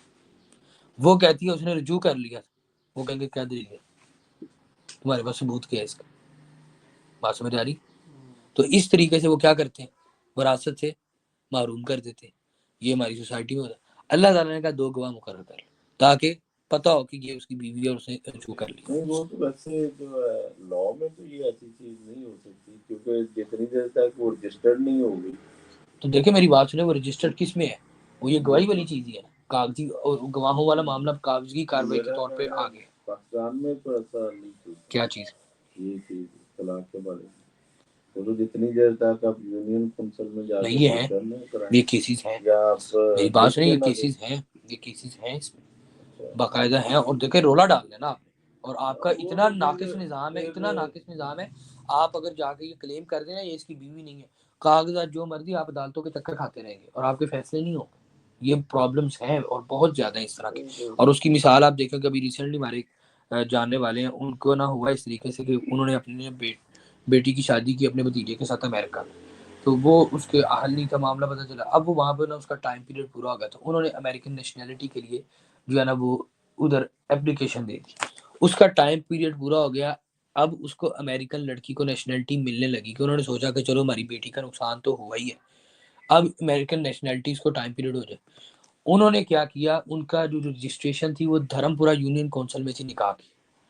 انہوں نے چکر چلا کے گئے شدرا یونین کونسل میں، اور وہاں پر جا کر طلاق کی ڈیٹ بدلوا کر کے اس تاریخ کو طلاق ہو چکی ہے پہلے ڈلوا کر وہاں پہ شدرا یونین کونسل سے وہاں سے فارم لے کر امریکہ میں جمع کروا کر اس کی نیشنلٹی کینسل کروا دی. یہ کیسز ہیں. آپ دیکھ لیں آپ اللہ تعالیٰ کا فیصلہ اور یہ آپ کے یہاں کی سوسائٹی کے حالات. تو اس لیے جو کاغذی کارروائی نظام ہے اس میں بڑے سوکھم ہے. خیر وَيَرْزُقُ مِنْ حَيْثُ لَا يَحْتَسِبُ، جو تقوی اختیار کرے گا یعنی کہ ان سارے معاملات میں اللہ سے ڈرتے رہنا، تو اللہ تعالیٰ نکلنے کا راستہ بھی بنا دے گا. یا طلاق بہتر ہوگی تو وہ طلاق کی طرف کر دے گا، صلح ہوگی تو وہ صلح کا معاملہ کر دے گا. دوسری نمبر پہ رزق دے گا جہاں سے گمان بھی نہ ہو. وَمَن يَتَوَكَّلْ عَلَى اللَّهِ فَهُوَ حَسْبُهُ، اور حسب، اور جو اللہ پہ بھروسہ کرتا ہے اللہ اس کو کافی ہو جاتا ہے. ان اللہ بالغ امری، اللہ تعالیٰ اپنے کام کو پورا کرنے والا کا. جعل اللہ لکل شیء قدرا، اللہ تعالیٰ نے ہر چیز کو ایک اندازہ کے ساتھ بنایا. واللائی یئسن من المحیض من نسائکم ان ارتبتم فعدتهن ثلاثۃ، مایوس ہو چکی حیض سے تو تمہاری عورتوں میں سے اگر شک ہو تمہیں تو عدت ان کی 3 ماہ ہے. واللائی لم یعد، اور ان عورتوں کی بھی جو نہیں وہ حائضہ ہوئی. واولاۃ الاحمال اجلهن ان یضعن حملهن، اور حمل والیاں عدت ان کی یہ ہے کہ وضع کر دے حمل اپنا. ومن یتق اللہ یجعل له من امره یسرا، اور جو کہ ڈرے گا اللہ سے کر دے گا اس کے لیے اس کے کام میں آسانی. تو یہاں پہ اللہ تعالیٰ نے کہا ہے کہ جو عورت کی عدت کتنی ہے؟ 3 پیریڈز مینسی حیض. جن عورتوں کے پیریڈز ہی نہیں آتے اب وہ عدت کیسے کاؤنٹ کریں گے؟ کہ ان کی عدت 3 ماہ ہے. اور تیسرے نمبر پہ یہ بات بھی یاد کی کہ جو ابھی حائضہ نہیں ہوئے ان کی عدت کیا ہے؟ تو ان کی 3 منتھ ہے. اس سے یہ بات معلوم ہوا اس لڑکی کو جس کو ابھی اس سے شادی کی جا سکتی ہے. یہ دیکھیں اللہ نے اخلاق کی بات چل رہی ہے. تو اللہ تعالیٰ فرما رہے کہ جس کو پیریڈز آتے ہیں اس کی عدت کیا ہے؟ 3 منتھ. جس کو نہیں آتے، مطلب یہ نہیں کہا آتے نہیں، جس کے بند ہو گئے آنے کے بعد اس کی مدت 3 منتھ. اور کہا آگے اللہ تعالیٰ یہاں پہ کہا کہ وَاللَّائِي لَمْ يَحِضْنَ، اور وہ جو ابھی پیریڈز ان کو آئے ہی نہیں ہے، سٹارٹ ہی نہیں ہوئے، تو ان کی عدت بھی طلاق کی کتنی ہوئی؟ تو اس کا مطلب اس سے شادی کی جا سکتی ہے. کہا کہ پریگننٹ جو عورتیں ان کی عدت کیا ہو؟ اس کی عدت وضع حمل ہے. کیا مطلب؟ ایک عورت پریگننٹ ہے، اس کا خاوند فوت ہوا، ٹھیک ہے، یا اس کا ڈائیورس دے دی، ٹھیک ہے، جو ہی بچہ پیدا ہوگا اس کی عدت ختم ہے. جو ہی بچہ پیدا ہوگا اس کی عدت، جو ہی بچہ پیدا ہوگا اس کی عدت، وہ بھلے اگلے دن پیدا ہو جائے اس کی عدت ختم. سمجھ آ گئی ہے؟ اور یہ اس سے یہ بات ہم نے پہلے بھی کی تھی، یہ 3 ماہ کی ریزن بھی بیسیکلی لاجک کیا ہے کہ وضع وہ حمل کا ظاہر ہونا کتنے دن ہوتے ہیں؟ ٹائم ہوتا ہے 3 منتھ ہی ہوتے ہیں، وہ اس میں مکس ہو. خیر آگے دیکھیں. ذالک امر اللہ انزلہ الیکم، یہ اللہ کا حکم ہے، اس نے نازل کیا ہے تمہارے لیے. ومن یتق اللہ، اور جو کوئی اللہ سے ڈرے، یکفر عنہ سیئات ویعظم لہ اجرا، تو اللہ تعالیٰ اس سے اس کی برائیاں دور کر دے گا، اس کو بڑا اجر دے گا. اسکنوہن من حیث سکنتم من وجدکم ولا من وجدکم ولا تضاروہن لتضیقوا علیہن، رہائش دو ان عورتوں کو جہاں تو رہتے تم اپنی وسعت کے مطابق، اور تم ان کو ضرر نہ پہنچاؤ تاکہ تم تنگی کرو ان پر. وَإِن كُنَّ اولاتی حمل فانفقوا علیہن حتی یضعن حملہن، اور اگر ہوں وہ حمل والی ہیں تو خرچ کرو ان پر یہاں تک کہ وہ وضع کر دے حمل اپنا. فإن ارضعن لکم فآتوہن اجورہن، پھر اگر وہ دودھ پلائیں تمہارے لیے تو ان کو اجرت دو ان کی. وَأْتَمِرُوا بَيْنَكُم بِمَعْرُوف، اور مشورہ کرو آپس میں بھلے طریقے سے. وَإِن تَعَاسَرْتُمْ فَسَتُرْضِعُ لَهُ أُخْرَى، اور اگر تم نے باہم دشواری پیدا کی تو دودھ پلا دے گی اسے کوئی دوسری. کیا مراد ہے؟ کہا کہ اب اگر فار انسٹنس تم نے طلاق دے دی ہے تو کیا کرو گے تم؟ وہ تمہارے پاس رہیں گی. اور کیسے رہیں گی؟ یہ نہیں کہ طلاق دی ہوئی ہے تو تم اس کو اب کہو گے یہ تم جا کے یہ کوارٹر میں رہ، بلکہ جو رہائش تمہاری ہے ویسی اسی میں رہے گی. دوسرے نمبر پہ کہا کہ اگر وہ پریگننٹ ہے تو جب تک وہ پریگننٹ ہیں اس وقت تک بھی تم ان کو خرچہ دو گے، اور پریگننٹ ہونے کے بعد کیا کرو گے؟ تو ان کو، وہ تمہارے بچے کو اب کیا کریں گے؟ دودھ پلا رہی ہیں تو وہ کیا ہوگا اس میں؟ تم اس کو اجرت دو گے، اس کا خرچہ اٹھاؤ گے کہ تمہارے بچے کو پا رہی. کیوں ہوتا کیا ہے؟ یہ ساری چیزیں شریعت میں مقرر کیونکہ مرد آزاد ہے. اس نے شادی کی، ایک بیٹا پیدا ہوا، بیٹا پیدا ہونے کے بعد اس نے ڈیورس دے دی. اب آپ مجھے بتائیں وہ آزاد ہے، ڈیورس دینے کے بعد کیا کرتے ہیں؟ چلا جاتے ہیں، جا کے دوسری شادی کر لیتا ہے. عورت بیچاری کیا ہے؟ اس بچے کے ساتھ بند گئی ہے. بچہ ہے کس کا؟ اس مرد کا. نسبت کس کی طرف ہونی ہے؟ نسل کس سے چلنی؟ اس سے. اچھا وہ بیچاری اس کو دودھ پلا کے پال پوس کے بڑا کرتی ہے، اس نے کتنے دکھ اٹھائے؟ پہلے طلاق کا، پھر وہ بچہ بندہ رہا، اس بچے کی تربیت پرورش کا. بڑا ہونے کے بعد بچہ کدھر جاتا ہے؟ ابے کے پاس چلا جاتا ہے، پھر والد کے پاس چلا جاتا ہے. تو اللہ تعالیٰ نے کہا اس عورت کو اس کی اجرت دو، وہ بیچاری دودھ پلا رہی ہے، سارا کچھ معاملہ سلسلہ کر رہی ہے. آگے کہا کہ آپس میں بڑے طریقے سے مشورہ کرو، مطلب کہ کب اس کو دودھ پلانا چھڑانا، اس ساری چیز پہ معاملہ. اور کہا کہ اگر تم نے دشواری پیدا کی، یعنی کہ عورت نے کہا یہ پڑا بچہ تمہارا میں نہیں کرتی معاملہ سے، تو کیا ہوگا؟ کوئی دوسری عورت پلا دے گی، یعنی کہ اس کے لیے دائی وغیرہ ہائر کر لی جائے. لینفق ذو سعۃ من سعتہ، چاہیے کہ خرچ کرے وسعت والا اپنی وسعت میں سے. ومن قدر علیہ رزقہ فلینفق مما آتاہ اللہ، اور جو کہ تنگ کیا گیا اس پر رزق اس کا، چاہیے خرچ کرے اس میں سے جو اللہ تعالیٰ نے اس کو. یعنی کہ فرمایا خرچ کس کے مطابق کرنا ہے؟ اپنی حیثیت کے مطابق. اگر تم وسعت والے ہو تو اس کے اکارڈنگلی خرچ کرو. اگر تم تنگ دست، کیونکہ ہوتا کیا ہے عدالتیں بھی یہ کام کرتی ہیں، بندہ ارب پتی ہے، جب وہ ڈائیورس دے دیتا ہے تو پھر وہ خرچہ کتنا لگاتا ہے بچوں کا؟ 2,000 روپے، 4,000 روپے، 5,000 روپے کا. یہ کام نہیں کرنا، بلکہ کیا کام کرنا ہے؟ اپنی وسعت کے مطابق ان کو خرچہ دے رہے ہیں. لا یکلف اللہ نفسا الا ما آتاها، اللہ تعالیٰ کسی نفس کو تکلیف نہیں دیتا مگر جتنی اس کی کیپیسٹی ہے. سیجعل اللہ بعد عسر یسرا، امید ہے اللہ تعالیٰ تنگی کے بعد آسانی پیدا کر دیں گے. وکأی من قریۃ عتت عن امر ربها ورسوله، اور کتنی بستیاں انہوں نے سرکشی کی اپنے رب کے حکم سے اور اس کے رسولوں سے. فحاسبناها حسابا شدیدا، ہم نے ان سے سخت حساب لیا. وعذبناها عذابا نکرا، اور ہم نے ان کو عذاب دیا دردناک ہولناک. فذاقت وبال امرها، انہوں نے اپنے کام کا وبال چکھا. وکان عاقبت امرها خسرا، انجام ان کا خسارہ تھا. عد اللہ لهم عذابا شدیدا، اللہ نے ان کے لیے شدید عذاب تیار کر رہا ہے. فاتقوا اللہ یا اولو الالباب، اللہ سے ڈرو عقل والو. الذین آمنوا قد انزل اللہ الیکم ذکرا، اے لوگوں جو ایمان لائے اللہ نے تمہاری طرف ایک ذکر نازل کیا. رسولا، ایک رسول. یتلو علیکم آیات اللہ، وہ تلاوت کرتا ہے اللہ کے آیات کی مبینات واضح. لیخرج الذین آمنوا وعملوا الصالحات من الظلمات الى النور، تاکہ وہ نکالے ان لوگوں کو جو ایمان لائے انہوں نے عمل کے نیک اندھیروں سے نور کی طرف. دو باتیں معلوم ہوئی یہاں سے. پہلی بات تو یہ کہ کہا ذکر رسولہ، اللہ نے ذکر رسول نازل کیا، یعنی کہ رسول کا بھی صلی اللہ علیہ وسلم بھی کیا ہے؟ اللہ کے نبی بھی ذکر ہے، قرآن بھی ذکر ہے، نماز بھی ذکر ہے. ٹھیک ہے.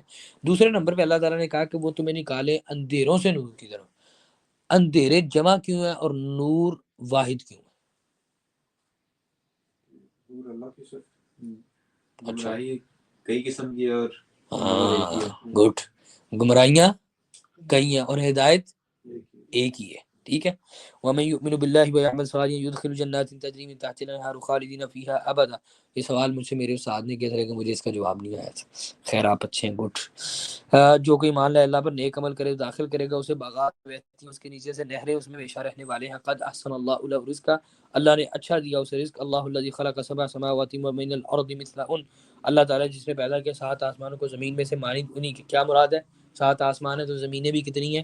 7۔ یتنزل الامر بینہن لتعلموا ان اللہ علی کل شیء قدیر، اترتا ہے اللہ کے حکم درمیان ان کے اترتا ہے حکم درمیان ان کے تاکہ تم جان لو اللہ تعالیٰ ہر چیز کے اوپر خوب قدرت رکھنے والا ہے۔ وہ ان اللہ قد احاط بكل شیء علما، اللہ تعالیٰ نے ہر چیز کو علم کے اعتبار سے گھیر رکھا ہے۔ سورۃ التحریم مدنی سورت ہے، 2 رکوع ہے، 12 آیات ہیں۔ بسم اللہ الرحمن الرحیم۔ یا ایھا النبی لم تحرم ما احل اللہ لک تبتغی مرضات ازواجک واللہ غفور رحیم۔ اے نبی کیوں آپ حرام کرتے ہیں اپنے اوپر اس کو جس کو اللہ نے آپ کے لیے حلال کیا، آپ اپنی بیویوں کی رضامندی چاہتے ہیں۔ اللہ تعالیٰ بہت بخشنے والا ہے، نہایت رحم کرنے والا ہے۔ قد فرض اللہ لکم تحلۃ ایمانکم، اللہ نے تمہاری آپ مقرر کر دیا کھولنا کفارہ تمہاری قسموں کو۔ واللہ مولاکم، اللہ دوست ہے تمہارا۔ وہ العلیم الحکیم، اللہ تعالیٰ خوب علم والا اور حکمت والا ہے۔ سیر ایسے ہے کہ نبی صلی اللہ علیہ وسلم عصر کے بعد جاتے تھے زینب رضی اللہ تعالیٰ عنہ کے پاس، وہ آپ صلی اللہ علیہ وسلم کو پلاتی تھی شہد۔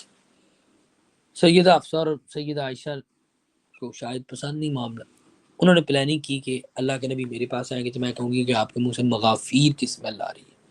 مغافیر ایک جڑی بوٹی تھی اس کی، تو وہ سیدہ حفصہ کے پاس گئے تو آپ نے کہا مجھے مغافیر کی، انہوں نے کہا مغافیر کی اسمیل آ رہی، تو آپ نے کہا میں نے تو شہد پیا۔ اس سیدہ عائشہ کے پاس گئے تو انہوں نے کہا کہ مجھے تو مغافیر کی اسمیل ہے، انہوں نے کہا میں نے تو شہد پیا۔ تو آپ نے اللہ کی قسم آج کے بعد میں شہد نہیں پیوں گا۔ کیا مطلب کہ میری بیویوں کو تو یہ میں بھی اس وجہ سے ہے شہد کی میں نہیں پیوں گا۔ اللہ تعالیٰ نے آیت نازل کر کے اللہ کے نبی آپ اپنے اوپر اس چیز کو حرام کیوں کرتے ہیں جو اللہ نے حلال کی ہے، ایک بات۔ دوسرا نمبر بھی یہ ان کی پلاننگ تھی، معاملہ انسان ہے یہ چیزیں۔ کہا کہ آپ اپنی بیویوں کی رضامندی چاہتے ہیں، اس سے 2 باتیں معلوم نہیں کہ بیویوں کی رضامندی چاہنا کوئی بری بات نہیں، ٹھیک ہے۔ دوسرے نمبر پہ یہ ہے کہ بیوی کی رضامندی کے لیے اللہ کے فیصلے کے اگینسٹ نہیں جانا، ٹھیک ہے۔ تو اللہ تعالیٰ نے یہ معاملہ ہے۔ تیسرے نمبر پہ اس میں سبق یہ ہے، وہ بھی کیا تھے؟ انسان تھے۔ انسان ہونے کے ناطے کیا ہوتا تھا، وہ ہوا نا کہ نبی صلی اللہ علیہ وسلم کی ایک بیوی کے پاس اس کی دوسری سوکن کے گھر سے برتن آیا تو اس نے غصے سے توڑ دیا۔ تو سوکنوں کا آپس میں جو معاملہ ہوتا ہے تو اللہ کے نبی صلی اللہ علیہ وسلم آیا کہ اس جیسا برتن اس کو واپس کرو، تو آپ نے برتن واپس کروائے۔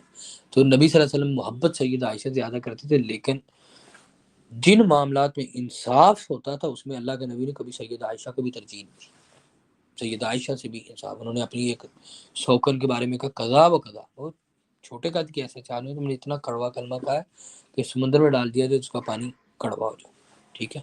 تو یہ آیت اللہ نے نازل کی۔ آگے ہے وَإِذْ أَسَرَّ النَّبِيُّ إِلَىٰ بَعْضِ أَزْوَاجِهِ حَدِيثًا، اور جب چھپا کر کی نبی نے طرف بعض اپنی بیویوں کے ایک بات، فَلَمَّا نَبَّأَتْ بِهِ وَأَظْهَرَهُ اللَّهُ عَلَيْهِ عَرَفَ بَعْضَهُ وَأَعْرَضَ عَن بَعْضٍ، تو جب اس نے خبر دی اس کی اور ظاہر کر دیا اسے اللہ نے اس پر، اس نے بتا دیا بعض حصہ اس کو، اس نے اعراض کیا بعض سے۔ فَلَمَّا نَبَّأَهَا بِهِ قَالَتْ مَنْ أَنبَأَكَ هَٰذَا، تو اسے خبر دی اس بات کی، کہنے لگی کس نے خبر دیا آپ کو؟ قال نبأنی العلیم الخبیر، کا مجھے خبر دی خوب علم والے باخبر نے، ٹھیک ہے۔ تو یہاں پر اس کے بارے میں آتا ہے کہ نبی صلی اللہ علیہ وسلم کی ایک لونڈی تھی، آپ صلی اللہ علیہ وسلم اس کے ساتھ انٹرکورس کرتے تھے، ازدواجی تعلقات قائم کرتے تھے، حلال تھے۔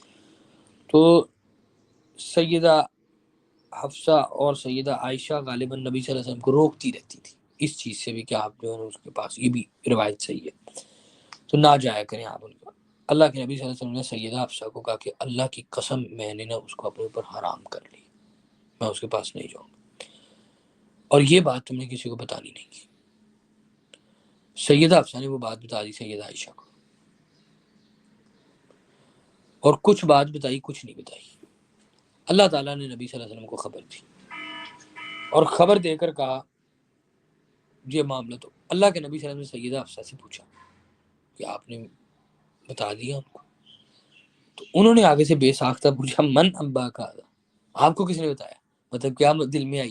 اچھا میں نے اپنی طرف سے عائشہ کو بتا کر اس کے ساتھ منگا، نبی سے کوئی جیسے ہوتا ہے ہم کرتے ہیں، کسی بندے کو ہم بات بتا کر ہوتے ہیں، وہ آگے بتاتے ہیں ہم اس کے بعد میں فون، یار میں نے تمہیں اس لیے بتایا تھا کہ تم اس کو بتا دو۔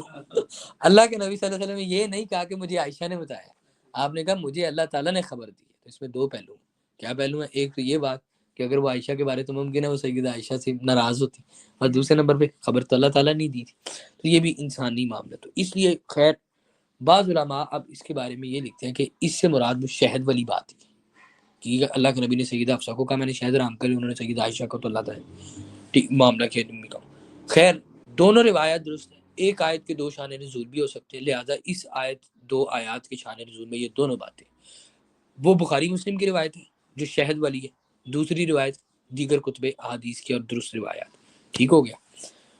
آگے دیکھیں ان تتوبا الی اللہ وقد صغت قلوبکما، اگر تم دونوں توبہ کرو. بخاری کی روایت ہے، مسلم کی. ابن عباس رضی اللہ تعالیٰ عنہ فرماتے ہیں اللہ کے نبی صلی اللہ علیہ وسلم نے ان کو دعا دی تھی اللہ اس کو تفسیر کا علم سکھا دے، اور سارے تفسیر ان سے پوچھتے تھے، باوجود اس کے کہتے ہیں کہ میرے ذہن میں تھا میں پوچھوں ان دو کے بارے میں، یہ دو عورتیں کون ہیں. تو کہتے ہیں کہ حج پہ گیا تو عمر رضی اللہ تعالیٰ عنہ کے ساتھ رہا اتنا عرصہ صرف یہ پوچھنے کے لیے 2 سال سے موقع پا کے میں یہ سوال کروں. کہتے وہ قضائے حاجت کے لیے جانے لگے تو میں جان بوجھ کے پانی لے کر ان کے ساتھ چل پڑا کہ میں یہ مسئلہ پوچھوں. کہتے قضائے حاجت سے فارغ ہو میں نے ان کو پانی دیا، ان کے ہاتھ وغیرہ دلوا رہا وضو کرا، اور ساتھ میں نے ان سے کہا کہ یہ اللہ تعالیٰ نے جو 2 عورتوں کا ذکر کیا ان سے مراد کون ہے. کہتے عمر رضی اللہ تعالیٰ تعجب سے مجھے دیکھ کر کہا کہ ابن بس تو پوچھ رہا ہے، مطلب کہ تجھے مفسر ہے اور تو یہ بات مجھ سے. کہتے میں نے کہا میں پوچھ رہا ہوں. تو کہتے انہوں نے کہا کہ اس سے مراد حفصہ اور عائشہ ہے، اس 2 بیویوں سے مراد حفصہ اور عائشہ ہے. ٹھیک ہے. تو اچھا، اور آخری بات اس زمن میں یہ بات پر کیا بات ہوئی تھی، کیا بتائی تھی، کیا نہیں بتائی تھی وہ لانڈی کو، یہاں پہ جتنا ذکر ہے ہم نے اتنا مان لیں. اس معاملے کے اندر آگے ہم نہیں جا سکے بات ہی، کیونکہ وہ بھی معزز اور مقدس ہستی ہے. اچھا ان تتوبا الی اللہ فقد صغت قلوبکما، اگر تم دونوں توبہ کرو طرف اللہ کے تو جھک پڑے دل تم دونوں کے. وَإِن تظاہر، اگر تم ایک دوسرے کی مدد کرو گی علیہ اس کے خلاف، ان اللہ و مولا و جبریل و صالح مؤمن، تو بے شک اللہ مولا ہے جبریل نیک مومن، والملائکۃ بعد ذلک ظہیر، اور فرشتے بعد اس کے مددگار ہیں. عسیٰ رب ان طلقکن ان یبدلہ ازواجا غیرا منکن مسلمات مؤمنات قانتات تائبات عابدات سائحات طیبات وابکارا، امید ہے رب اس کا اگر وہ طلاق دے دے تمہیں کہ وہ بدل کر دے اسے بیویاں بہتر تم سے مسلمان مومن اطاعت گزار عبادت گزار روزہ دار شوہر دیدہ اور کنواریاں. یا ایھا الذین آمنوا قوا انفسکم، تو پیچھے آیت میں ذکر کیا کہ اللہ کے نبی صلی اللہ علیہ وسلم کے ساتھ رہو تو صحیح بن کے رہو، اور نبی صلی اللہ علیہ وسلم اگر طلاق دے دیں گے تو نبی صلی اللہ علیہ وسلم کو کمی نہیں، اللہ تعالیٰ اس سے بہتر بیویاں آپ کو دے دے گا. یا ایھا الذین آمنوا قوا انفسکم واہلیکم نارا وقودها الناس والحجارہ علیہا ملائکۃ غلاظ شداد لا یعصون اللہ ما امرهم ویفعلون ما یؤمرون. اے لوگوں جو ایمان لائے اپنے آپ کو اپنے گھر والوں کو آگ سے بچاؤ جس کا ایندھن لوگ اور پتھر ہیں، اس پہ سخت زبردست فرشتے مقرر کیے گئے ہیں جو اللہ کے حکم کی نافرمانی نہیں کرتے اور وہی کرتے ہیں جس کا حکم دیے جاتے ہیں. تو اولاد کو خود بھی آگ سے اگر بچائیں تو اس کا یہ مطلب نہیں اولاد اور بیوی جو مرضی کرتی رہے، بلکہ ان کو بھی لے کر جانا ہے. اور اگر آپ کو اللہ تعالیٰ نے ان کے نان نفقے کا ذمہ دار بنایا ہے تو آپ دیکھیں کہ دنیاوی امور معاملات میں آپ کما کر بیوی بچوں پہ خرچ کرتے ہیں تو وہ دنیاوی امور میں آپ کی بات مانتے ہیں کہ نہیں، آپ کی اس وہاں پہ پاور چلتی ہے کہ نہیں.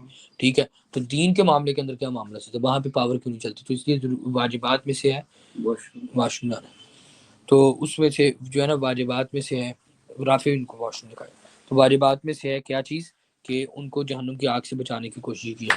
یا ایھا الذین کفروا لا تعتذروا اليوم انما تجزون ما کنتم تعملون، اے لوگوں جنہوں نے کفر کیا نہ تم معذرت کرو آج کے دن، بے شک تم بدلہ دیے جا رہے ہو اس کا جو تم عمل کرتے تھے.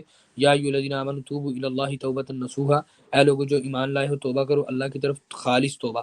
توبہ نصوح کی 4 شرائط ہے، گناہ کو فی الفور چھوڑا جائے، اللہ کے ڈر سے چھوڑا جائے، آئندہ گناہ کرنے کا پکا ارادہ کیا جائے، اس گناہ کو کبھی فخر سے بیان نہ کیا جائے، اور اگر کسی شخص کے ساتھ زیادتی کی ہے اور اس کا ازالہ ممکن ہے تو اس کا ازالہ کیا جائے. کوئی ہے چلیں وہ دیکھ لیں، لیکن وہ صاف نہیں ہے واش روم، یوز میں بھی نہیں ہے. ہاں ویٹ کر لیں. عسیٰ ربکم ان یکفر عنکم سیئاتکم ویدخلکم جنات تجری من تحتہا الانہار، اس کا نتیجہ کیا نکلے گا، اللہ تعالیٰ آپ سے دور کر دے گا برائیاں اور داخل کرے گا باغات میں جن کے نیچے سے نہریں بہتی ہیں. یوم لا یخزی اللہ النبی والذین آمنوا معہ، جس دن اللہ تعالیٰ نبی کو اور ایمان والوں کو رسوا نہیں کریں گے. نورہم یسعی بین ایدیہم وبایمانہم، نور ان کا آگے دوڑتا ہوگا ان کے سامنے آگے اور دائیں. ویقولون ربنا اتمم لنا نورنا واغفر لنا انک علی کل شیء قدیر، کہیں گے ہمارے رب تمام کر دے ہمارے لیے نور ہمارا، بخش دے ہمیں تو ہر چیز کے اوپر خوب قدرت رکھنے والا ہے۔ یا ایھا النبی جاہد الکفار والمنافقین واغلظ علیہم، اے نبی جہاد کیجیے کافروں سے منافقوں سے، سختی کیجیے ان پر، اور ٹھکانہ ان کا جہنم ہے، وبئس المصیر کتنی بری جگہ ہے لوٹنے کی۔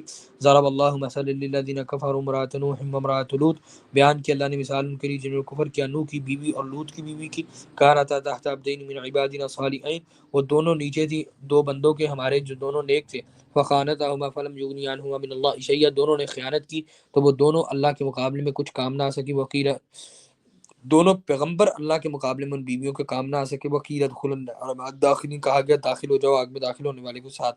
نوح علیہ السلام کی بیوی اور لوط علیہ السلام کی بیوی نافرمان تھی اور وہ کافروں کا ساتھ دیتی تھی، اللہ تعالیٰ نے ان کو بھی ہلاک کر دیا اور کہا کہ دیکھ لو وہ پیغمبروں کی بیویاں تھیں، ان کے عمل نے ان کو فائدہ نہیں دیا۔ نبی صلی اللہ علیہ وسلم سیدہ عائشہ سے کہ اعملی اعملی اعملی واللہ انی لا اغنی عنک من اللہ شیئا، نیک عمل کرو جو چاہیے دنیا میں لے لو، میں قیامت کے دن آپ کے کام نہیں آ سکتا۔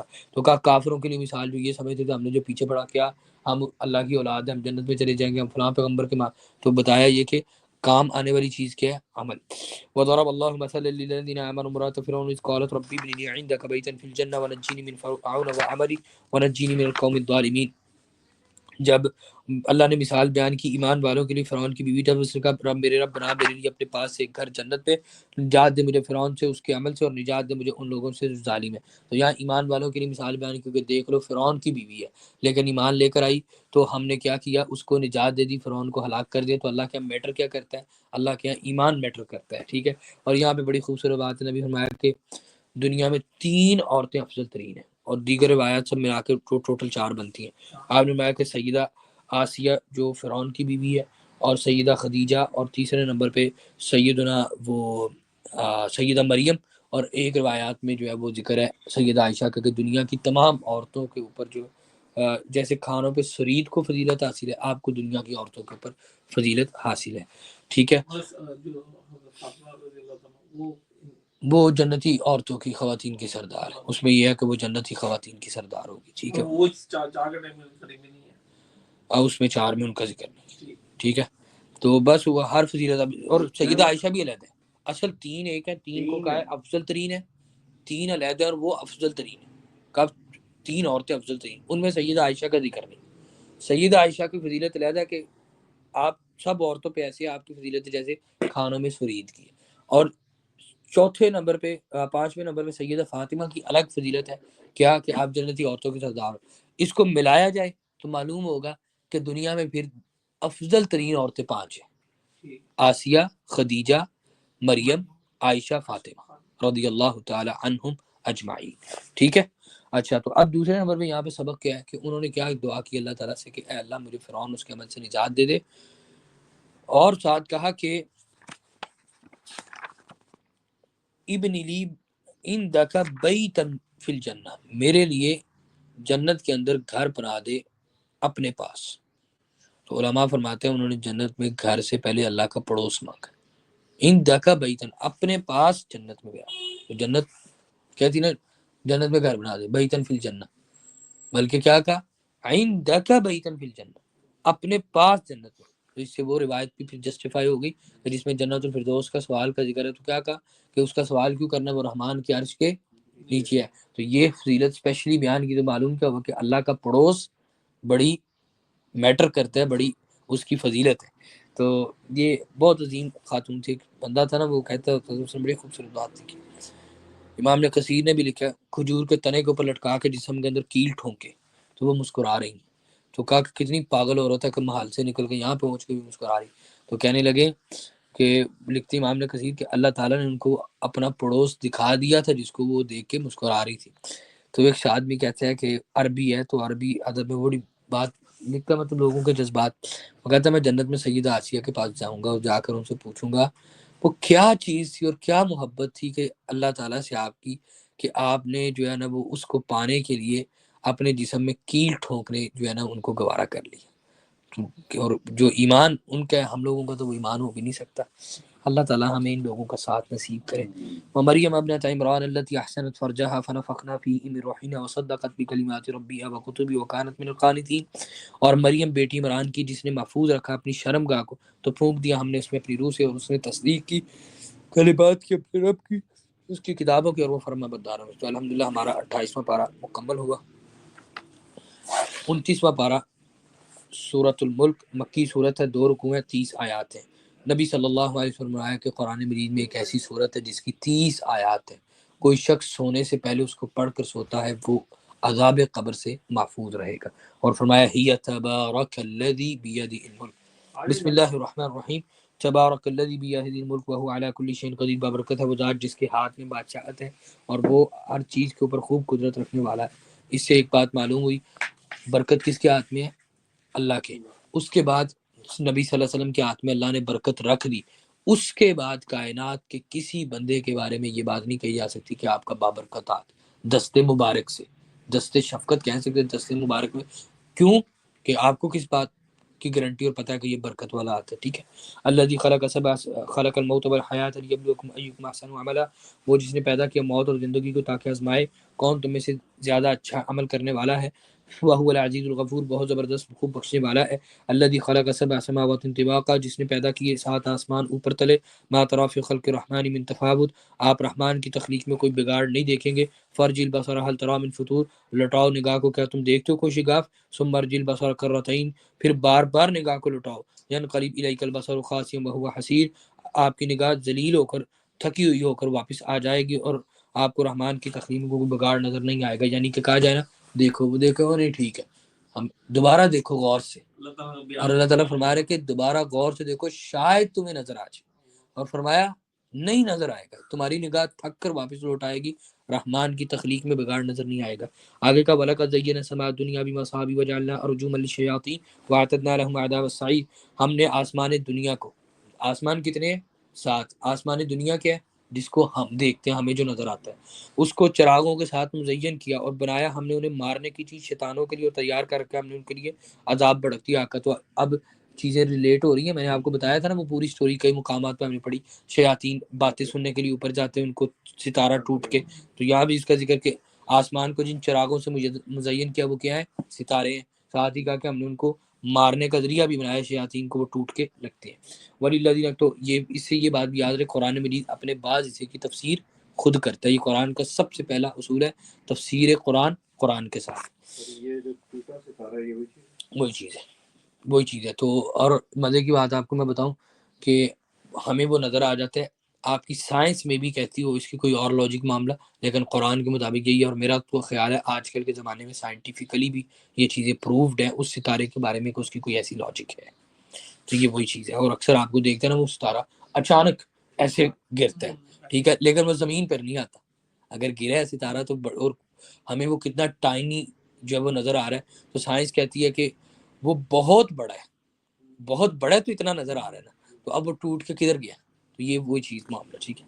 اذا القوا فیہا سمعوا لها شہیقا وہی تفور، جب وہ جہنم میں ڈالے جائیں گے وہ سنیں گے اس کا چلانا دھاڑنا اور وہ جوش کھا رہی ہوگی، تکاد تمیز من الغیظ، قریب ہے وہ پھٹ جائے غضب سے، کلما القی فیہا فوج سالم خزنتها الم یاتکم نذیر، جب کبھی ڈالی جائے گی اس میں کوئی جماعت پوچھیں گے ان سے نگران اس کے تمہارے پاس کوئی ڈرانے والا نہیں آیا، کیا مطلب تمہارے پاس کوئی ڈرانے والا نہیں آیا، تم یہاں پہ ہو۔ یا جیسے وہ آپ نے دیکھا ہوگا کہ آپ پیپر دینے کے لیے جاتے ہو بورڈ کا ایگزامینیشن ہال میں، تو آپ کو پیپر نہیں آتا، منہ اٹھا کر بیٹھے ہوتے، تو ایگزامینر آ کے کہتا آپ کو ٹیچر نے پڑھایا نہیں تھا، یہ وہ سین ہے، وہ پوچھے گا بھی تم جہنم میں آگے کوئی ڈرانے والا نہیں آیا تھا، تو آگے سے کہیں گے قالوا بلا قد جاءنا نذیر، ڈرانے والا تو آیا تھا، فکذبنا وقلنا ما نزل اللہ شیء، ہم نے کہا تھا اس کو جھٹلایا اور کہا تھا کہ اللہ نے کوئی چیز نازل کی، ان انتم الا فی ضلال کبیر، اور تم بہت بڑی گمراہی میں، وقالوا لو كنا نسمع ونعقل ما كنا في اصحاب السعیر، اور کہیں گے کاش ہم سنتے ہم سمجھتے اور آگ کے ساتھیوں میں سے نہ ہوتے، فاعترفوا بذنبهم، اعتراف کریں گے اپنے گناہوں کا، فسحقا لاصحاب السعیر، لعنت ہے ساتھیوں کے لیے بھڑکتی آگ کے، ان الذين يخشون ربهم بالغیب لهم مغفرة واجر کبیر، جو ڈرتے ہیں اپنے رب سے غائبانہ طور پر ان کی بخشش اور اجر ہے بہت بڑا، ٹھیک ہے۔ تو یہاں پہ ساتھ ہی اللہ سے غائبانہ ڈرنے کا ذکر کیوں کیا؟ یہ بتا دیا کہ وہ اس وجہ سے نہیں مانتے تھے کہ ہمیں نظر نہیں آتا، اور فرمایا کہ جو غائبانہ طور پہ ڈر ہے پھر اس کا اجر تو بنتا ہے نا کہ وہ ایمان لے کر آئے، وَأَسِرُّوا قَوْلَكُمْ أَوِ اجْهَرُوا بِهِ، اور چھپاؤ اپنی بات کو یا ظاہر کرو اسے، إِنَّهُ عَلِيمٌ بِذَاتِ الصُّدُورِ، بے شک وہ سینوں کے وید خوب جاننے والے، أَلَا يَعْلَمُ مَنْ خَلَقَ وَهُوَ اللَّطِيفُ الْخَبِيرُ، کیا وہ نہیں جانتا جس نے پیدا کیا، الا یعلم من خلق وهو اللطیف الخبیر، اللہ تعالیٰ فرماتے ہیں کہ وہ سینوں کے وید جانتے ہیں، اور ساتھ کا وہ نہیں جانتا جس نے پیدا کیا، مطلب جس نے پیدا کیا اس نے نہیں جاننا تو پھر جاننا کس نے ہے؟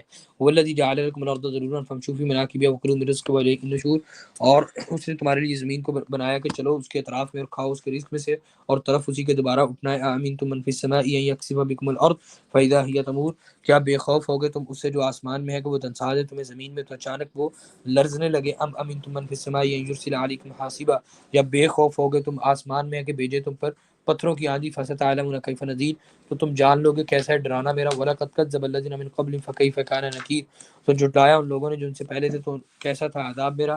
اولم يروا الى الطير فوقهم صافات ويقبض، انہوں نے دیکھا نہیں طرف پرندوں کے اپنے پر پھیلائے ہوئے ہیں اور سمیٹ لیتے ہیں۔ ما يمسكن الا الرحمن، نہیں تھامتا ان کو مگر رحمان۔ انه بكل شيء بصیر، اللہ بے شک وہ ہر چیز کو خوب دیکھنے والا۔ کیا مطلب کہ وہ پر پھیلا کر کبھی وہ پر بند کر لیتے ہیں، اور آپ نے دیکھا ہوگا پرندہ اڑتا ہے تو اڑنے کے لیے وہ کیا کرتا ہے، پروں کو حرکت دیتا ہے۔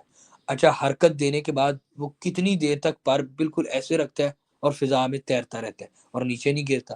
پھر کب کے بار وہ کیا کرتا ہے، ایسے ایسے پر کرتے کرتے پر بند کر لیتا ہے، اور بند کرنے کے بعد بھی کتنی دیر تک وہ تیرتا رہتا ہے۔ اللہ تعالیٰ فرماتے کیا ہے کہ وہ زمین کے اوپر نہیں گرتا، تو کہا کہ اس کو فضا میں اللہ نے تھاما ہوا ہے۔ امن هذا الذی هو جند لکم ینصرکم من دون الرحمن، یا کون وہ لشکر ہے جو تمہاری مدد کرے رحمان کے سوا؟ ان الکافرون الا فی غرور، کافر تو دھوکے میں ہے۔ امن هذا الذی یرزقکم ان امسک رزقا، اگر وہ رزق روک لے تو کون ہے تمہیں رزق دے؟ بل لجوا فی عتب منفور، بلکہ وہ سرکشی اور بدکنے میں اڑے ہوئے ہیں۔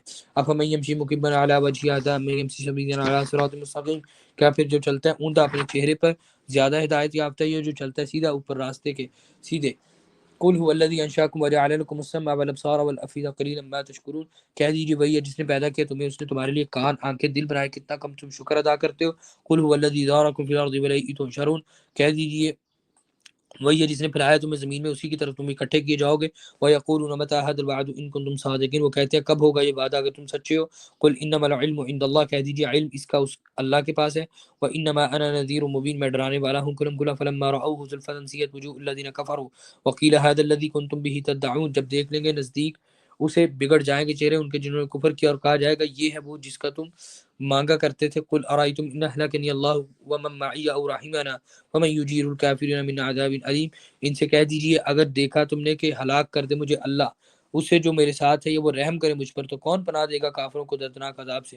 قل هو الرحمن وآمنا به وعلیہ توکلنا، کہہ دیجئے وہی رحمان ہے، اس پر ایمان لایا اسی پر توکل کیا ہم نے۔ فستعلمون من هو فی ضلال مبین، ان قریب تم جان لو گے کھلی گمراہی میں کون ہے۔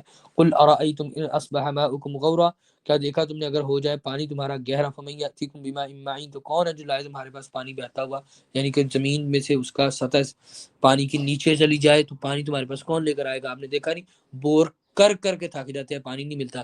یہ آیت نبی صلی اللہ علیہ وسلم نے پڑھی تو ایک بندہ آگے سے مذاق سے کہتا ہم بیلچوں کے ساتھ پانی نکال لیں گے، اس نے یہ بات کہی اس کی دونوں آنکھوں کی بینائی چلی گئی اور پانی خشک ہو گیا، تو آگے سے اس کو کہا کہ اب تم بیلچوں کے ساتھ اس آنکھوں کا پانی واپس لے آؤ۔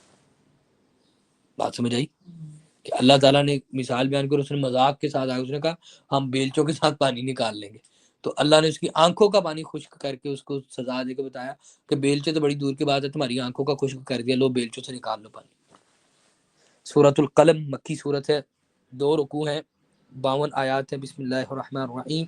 نون حروف مقطعات، والقلم وما یسطرون، قسم ہے قلم کی اور اس کی جو وہ لکھتے ہیں۔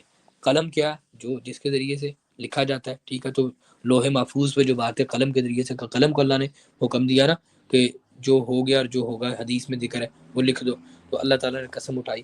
ما انت بنعمت ربک بمجنون، آپ اپنی رب کی نعمت کے ساتھ مجنون نہیں ہے۔ کیا مطلب مکہ والے کیا کہتے تھے نبی صلی اللہ علیہ وسلم کو، نعوذ باللہ، مجنون، دیوانہ، پاگل، تو اللہ تعالیٰ نے اس چیز کو دور کر دیا کہ آپ مجنون نہیں، آپ جلدی تو نہیں، آپ کو مطلب کوئی، میں کوشش ہے انشاءاللہ 8 بجے تک پورا کروں۔ وَإِنَّ لَكَ لَأَجْرًا غَيْرَ مَمْنُونٍ، اور بے شک آپ کے لیے اجر ہے نہ ختم ہونے والا۔ وَإِنَّكَ لَعَلَىٰ خُلُقٍ عَظِيمٍ، آپ تو اخلاق کے انتہائی بلندیوں پر فائز ہیں۔ فَسَتُبْصِرُ وَيُبْصِرُونَ، ان قریب آپ دیکھیں گے وہ بھی دیکھیں گے۔ یہ نبی صلی اللہ علیہ وسلم کو دیکھو نا، پیچھے تکلیف غم ساری چیزیں، اور یہاں پہ کتنے عظیم انداز میں جب تعریف کی معاملہ، ایک تو آپ مجنون نہیں ہیں اللہ تعالیٰ کہہ رہا ہے، دوسرا کہا آپ کے لیے اجر ہے جو ختم نہیں ہوگا، تیسرے نمبر پہ کہا آپ تو اخلاق کی بلندیوں پہ فائز ہیں، اور چوتھے نمبر پہ کہا پریشان نہیں ہونا، وقت آئے گا آپ بھی دیکھیں گے یہ بھی دیکھیں گے۔ بِأَيِّكُمُ الْمَفْتُونُ، کون تم میں سے فتنے میں ڈالا ہوا؟ إِنَّ رَبَّكَ هُوَ أَعْلَمُ بِمَنْ ضَلَّ عَنْ سَبِيلِهِ وَهُوَ أَعْلَمُ بِالْمُهْتَدِينَ، بے شک رب آپ کا زیادہ جانتے ہیں اسے جو بھٹک گیا اس کے راستے سے، زیادہ جانتے ہیں ہدایت پانے والوں کو۔ فَلَا تُطِعِ الْمُكَذِّبِينَ، آپ جھٹلانے والوں کی اطاعت نہ کریں۔ وَدُّوا لَوْ تُدْهِنُ فَيُدْهِنُونَ، وہ چاہتے ہیں کاش آپ ڈھیلے پڑیں تو وہ بھی ڈھیلے پڑ جائیں۔ وَلَا تُطِعْ كُلَّ حَلَّافٍ مَّهِينٍ، آپ اطاعت نہ کیجیے ہر بہت قسمیں کھانے والے نہایت حقیر کی۔ ہمازٍ مشاء بنمیم، جو بڑا ہی عیب جو بہت چلنے والا چغل خوری کے ساتھ۔ مناع للخیر معتد، بہت روکنے والا بھلائی کا، حد سے بڑھنے والا، عظیم سخت گناہ گار۔ عتل بعد ذلک زنیم، بد مزاج بعد اس کے بے نسب ہے۔ ان کان ذا مال و بنین، کہ ہے مال والا اور بیٹوں والا۔ و اذا تتلی علی آیاتنا قال اساطیر الاولین، جب پڑھی جاتی اس پر آیات ہماری کہتا ہے کہانیاں پہلوں کی۔ تو یہ کیا ہے؟ اللہ تعالیٰ نے ان کا ذکر کیا کہ مشرکین جو نبی سے ان کو باتیں معاملات کرتے، کہا ان کے پاس مال اور اولاد ہے تو صرف اس وجہ سے یہ اپنے آپ کو سپیریئر سمجھتے ہیں، جبکہ اوقات ان کی بتائی کہ یہ ہے کہ قسمیں کھاتے ہیں، حقیر ہیں، عیب جو ہیں، چغل خوری کرنے والے ہیں، بلائی سے روکنے والے ہیں، حد سے بڑھتے گناہ گار ہیں، اور بد مزاج، بد اخلاق اور بے نسب ہے۔ یہ ان کی اوقات ہے۔ اللہ تعالیٰ فرماتے ہیں اور مال اور اولاد کی وجہ سے خود کو کیا سمجھتے ہیں؟ ہم پتہ نہیں کیا ہے۔ تو اکثر دنیا میں آپ نے دیکھا ہوگا کہ جن لوگوں کے پاس تکبر کرتے مال اور اولاد پہ، تو ان کی حیثیت معاملات۔ اذا تتلی علیہ آیاتنا قال اساطیر الاولین، آیات پڑھی جاتی تو کہتے ہیں یہ کہانیاں پہلے لوگوں سے۔ نسیم علی الخرطوم، ان قریب ہم داغ لگائیں گے اسے ناک پر سونڈ، کہ اس کی سونڈ کو لمبا کر دیا جائے گا اور اس کے اوپر ناک کو اس پہ ہم داغ لگائیں گے۔ انا بلوناہم کما بلونا اصحاب الجنہ اذ اقسموا لیصرمنها مصبحین، بے شک آزمایا ہم نے انہیں جیسا کہ ہم نے باغ والوں کو آزمایا جب انہوں نے قسم کھائی، البتہ وہ ضرور کاٹ لیں گے اسے صبح سویرے۔ ولا یستثنون، اور وہ استثناء کر رہے تھے۔ فطاف علیہ طائف من ربک وهم نائمون، تو پھر گیا اس پر ایک پھرنے والا آپ کے رب کی طرف سے، وہ سو رہے تھے۔ فاصبحت کالصریم، تو وہ باغ ہو گیا مانی جڑ کٹی کھیتی کے۔ فتنادوا مصبحین، پھر وہ ایک دوسرے کو پکارنے لگے صبح سویرے۔ ان اغدوا علی حرثکم ان کنتم صارمین، صبح سویرے چلو اپنے کھیت پر اگر ہو تم پھل توڑنے والے۔ فانطلقوا، وہ چل دیے۔ وهم یتخافتون، اور وہ چپکے چپکے آپس میں باتیں کر رہے تھے۔ اللہ يدخلنها اليوم علیکم مسکین، آج کے دن تمہارے باغ پہ کوئی مسکین داخل نہ ہو۔ وغدوا علی حرد قادرین، اور صبح سویرے نکلے روکنے پہ قادر بنتے ہوئے۔ فلما رأوها قالوا انا لضالون، تو جب انہوں نے دیکھا اسے وہ کہنے لگے بے شک ہم راستہ بھول گئے۔ بل نحن محرومون، بلکہ ہم محروم کر دیے گئے۔ قال اوسطهم، کہا ان میں سے بہتر نے، الم اقل لکم لولا تسبحون، میں نے تمہیں کہا نہیں تھا کہ تم تسبیح کیوں نہیں کرتے؟ قالوا سبحان ربنا انا كنا ظالمین، تو انہوں نے کہا پاک ہے رب ہمارا، بے شک ہم ہی ظالم تھے۔ فاقبل بعضهم على بعض يتلاومون، تو متوجہ ہوا بعض ان کا بعض پر آپس میں ملامت کرتے ہوئے۔ قالوا یا ویلنا انا كنا طاغین، انہوں نے کہا افسوس ہم ہی سرکش تھے۔ عسى ربنا ان يبدلنا خيرا منها، امید رکھتے ہیں کہ ہمارا رب ہم سے اس سے بہتر بدل کر دے۔ انا الى ربنا راغبون، ہم اپنے رب کی طرف رغبت کرنے والے ہیں۔ کذالک العذاب، اسی طرح ہوتے عذاب، ولا عذاب الاخرۃ اکبر، آخرت کا عذاب زیادہ بڑا، لو کانوا یعلمون، کاش ہوتے وہ جانتے۔ یہ اللہ تعالیٰ نے باغ کی مثال بیان کی۔ باغ تھا، اب وہ باغ کا پھل تیار ہو گیا، کاٹنے کی باری آئی، تو پلاننگ کر کے صبح جا رہے ہو، کہتے ہیں آپس میں کہتے ہیں چپکے سے جا کے باغ کاٹنا، کسی کو پتہ نہ چلے کہ مسکین مانگنے نہ آ جائے۔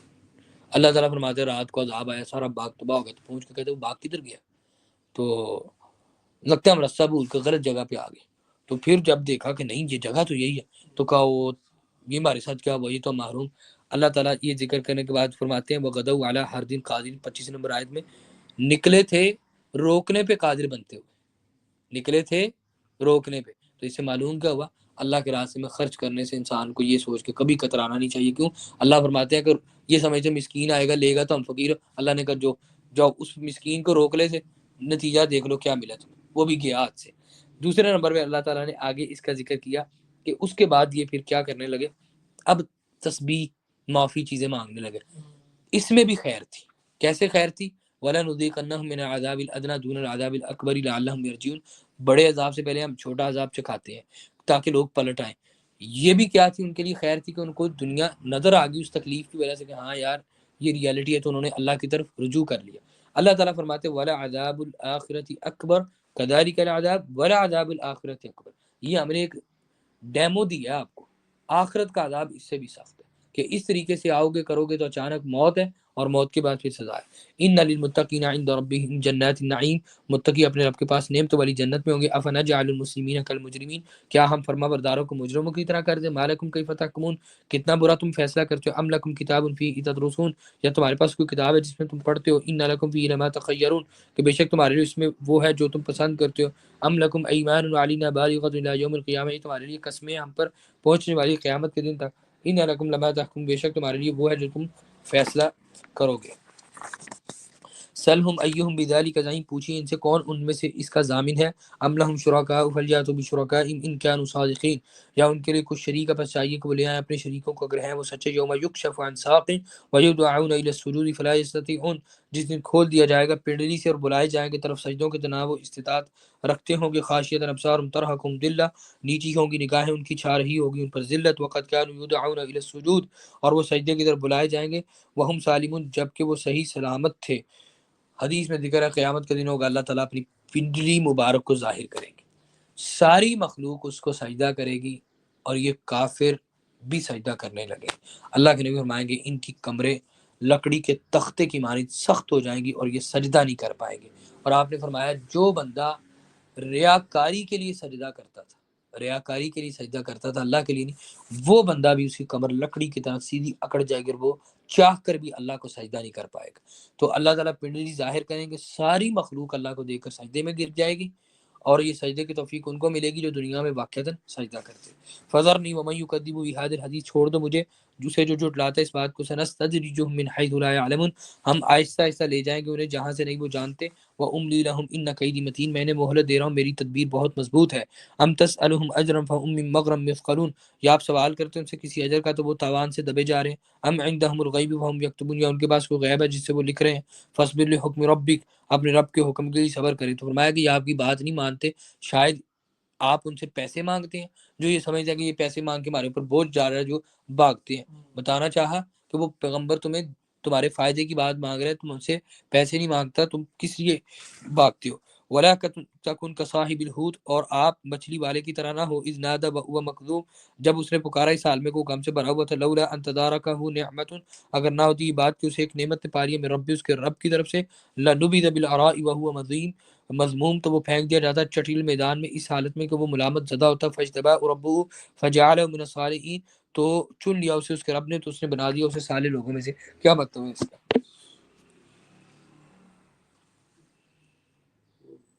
فاصبر لحکمی نہیں، فاصبر لحکمی ربی سے لے کر صالحین تک کی آیت کا کیا مطلب ہے؟ اللہ کے نبی کو کہا صبر کرے اور مچھلی والے کی طرح نہ ہو، کیا مطلب ہے؟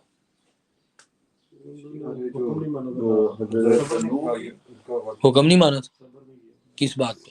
آپ بتائیں کیا کہنے لگا؟ وہ پیغمبر کا واقعہ ہے جس میں انہوں نے اپنی قوم کے لیے کہا تھا کہ عذاب آ جائے، پھر ان کو مچھلی میں نگل لیا، اس میں بے صبری کی۔ کیسے بے صبری تھی؟ کہ انہوں نے وہ ہفتے والا واقعہ جنہوں نے صبر نہیں کیا، اور آپ بتائیں۔ ان کو حکم دیا تھا کہ جو ہے نا آپ قوم نے جو عذاب مانگا تھا، ٹھیک ہے، وہ اللہ کی اجازت کے بغیر نکل پڑے تھے۔ بھول جاتے ہیں آپ لوگ، یہ توجہ نہیں ہوتی۔ بتایا یہ تھا یونس علیہ سے، اور میں نے بار بار بتایا تھا، واحد قوم تھی جس کو اللہ نے عذاب سے نجات دی تھی۔ کیسے کہ جب انہوں نے کہا تم پہ عذاب آئے گا تو نشانیاں دیکھی، تو انہوں نے میدان کے اندر اکٹھے ہو کے اللہ سے بخشش مانگنا شروع کر دی۔ اب جب اللہ سے بخشش مانگنا شروع کی تو یونس علیہ السلام ناراض ہو کے بستی چھوڑ کے نکل پڑے، کیا کہہ کے کہ نہیں بھائی تم پہ عذاب ہی آئے۔ تو اللہ کا فیصلہ کیا ہے؟ بھائی وہ بخشش مانگ رہے تو عذاب کیوں آئے؟ بات سمجھ آئی؟ تو وہ جا کر مچھلی میں بیٹھے، قرآن دازی ہوئی، ہم نے پیچھے پڑھا تھا، قرآن میں بھی ذکر، وہ مچھلی میں چلے گئے سارا۔ اب اللہ تعالیٰ نبی صلی اللہ علیہ وسلم کو کہہ رہے ہیں کہ آپ ان کے درمیان صبر کریں، چھوڑ کر نہیں جانا ان کو، ٹھیک ہے؟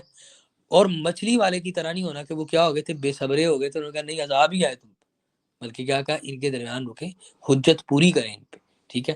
یہ اس پہ ذکر کیا گیا ہے، ٹھیک ہے؟ وہیں یکاد الذین کفروا لیزلقونک بابصارہم لما سمعوا الذکر ویقولون انہ لمجنون، قریب ہے کہ جنہوں نے کفر کیا وہ پھسلا دیں آپ کو اپنی گاہوں سے جب اس ذکر کو کہتے ہیں بے شک وہ مجنون ہے۔ وما هو الا ذکر للعالمین، نہیں ہے مگر ایک نصیحت جہان والوں کے لیے۔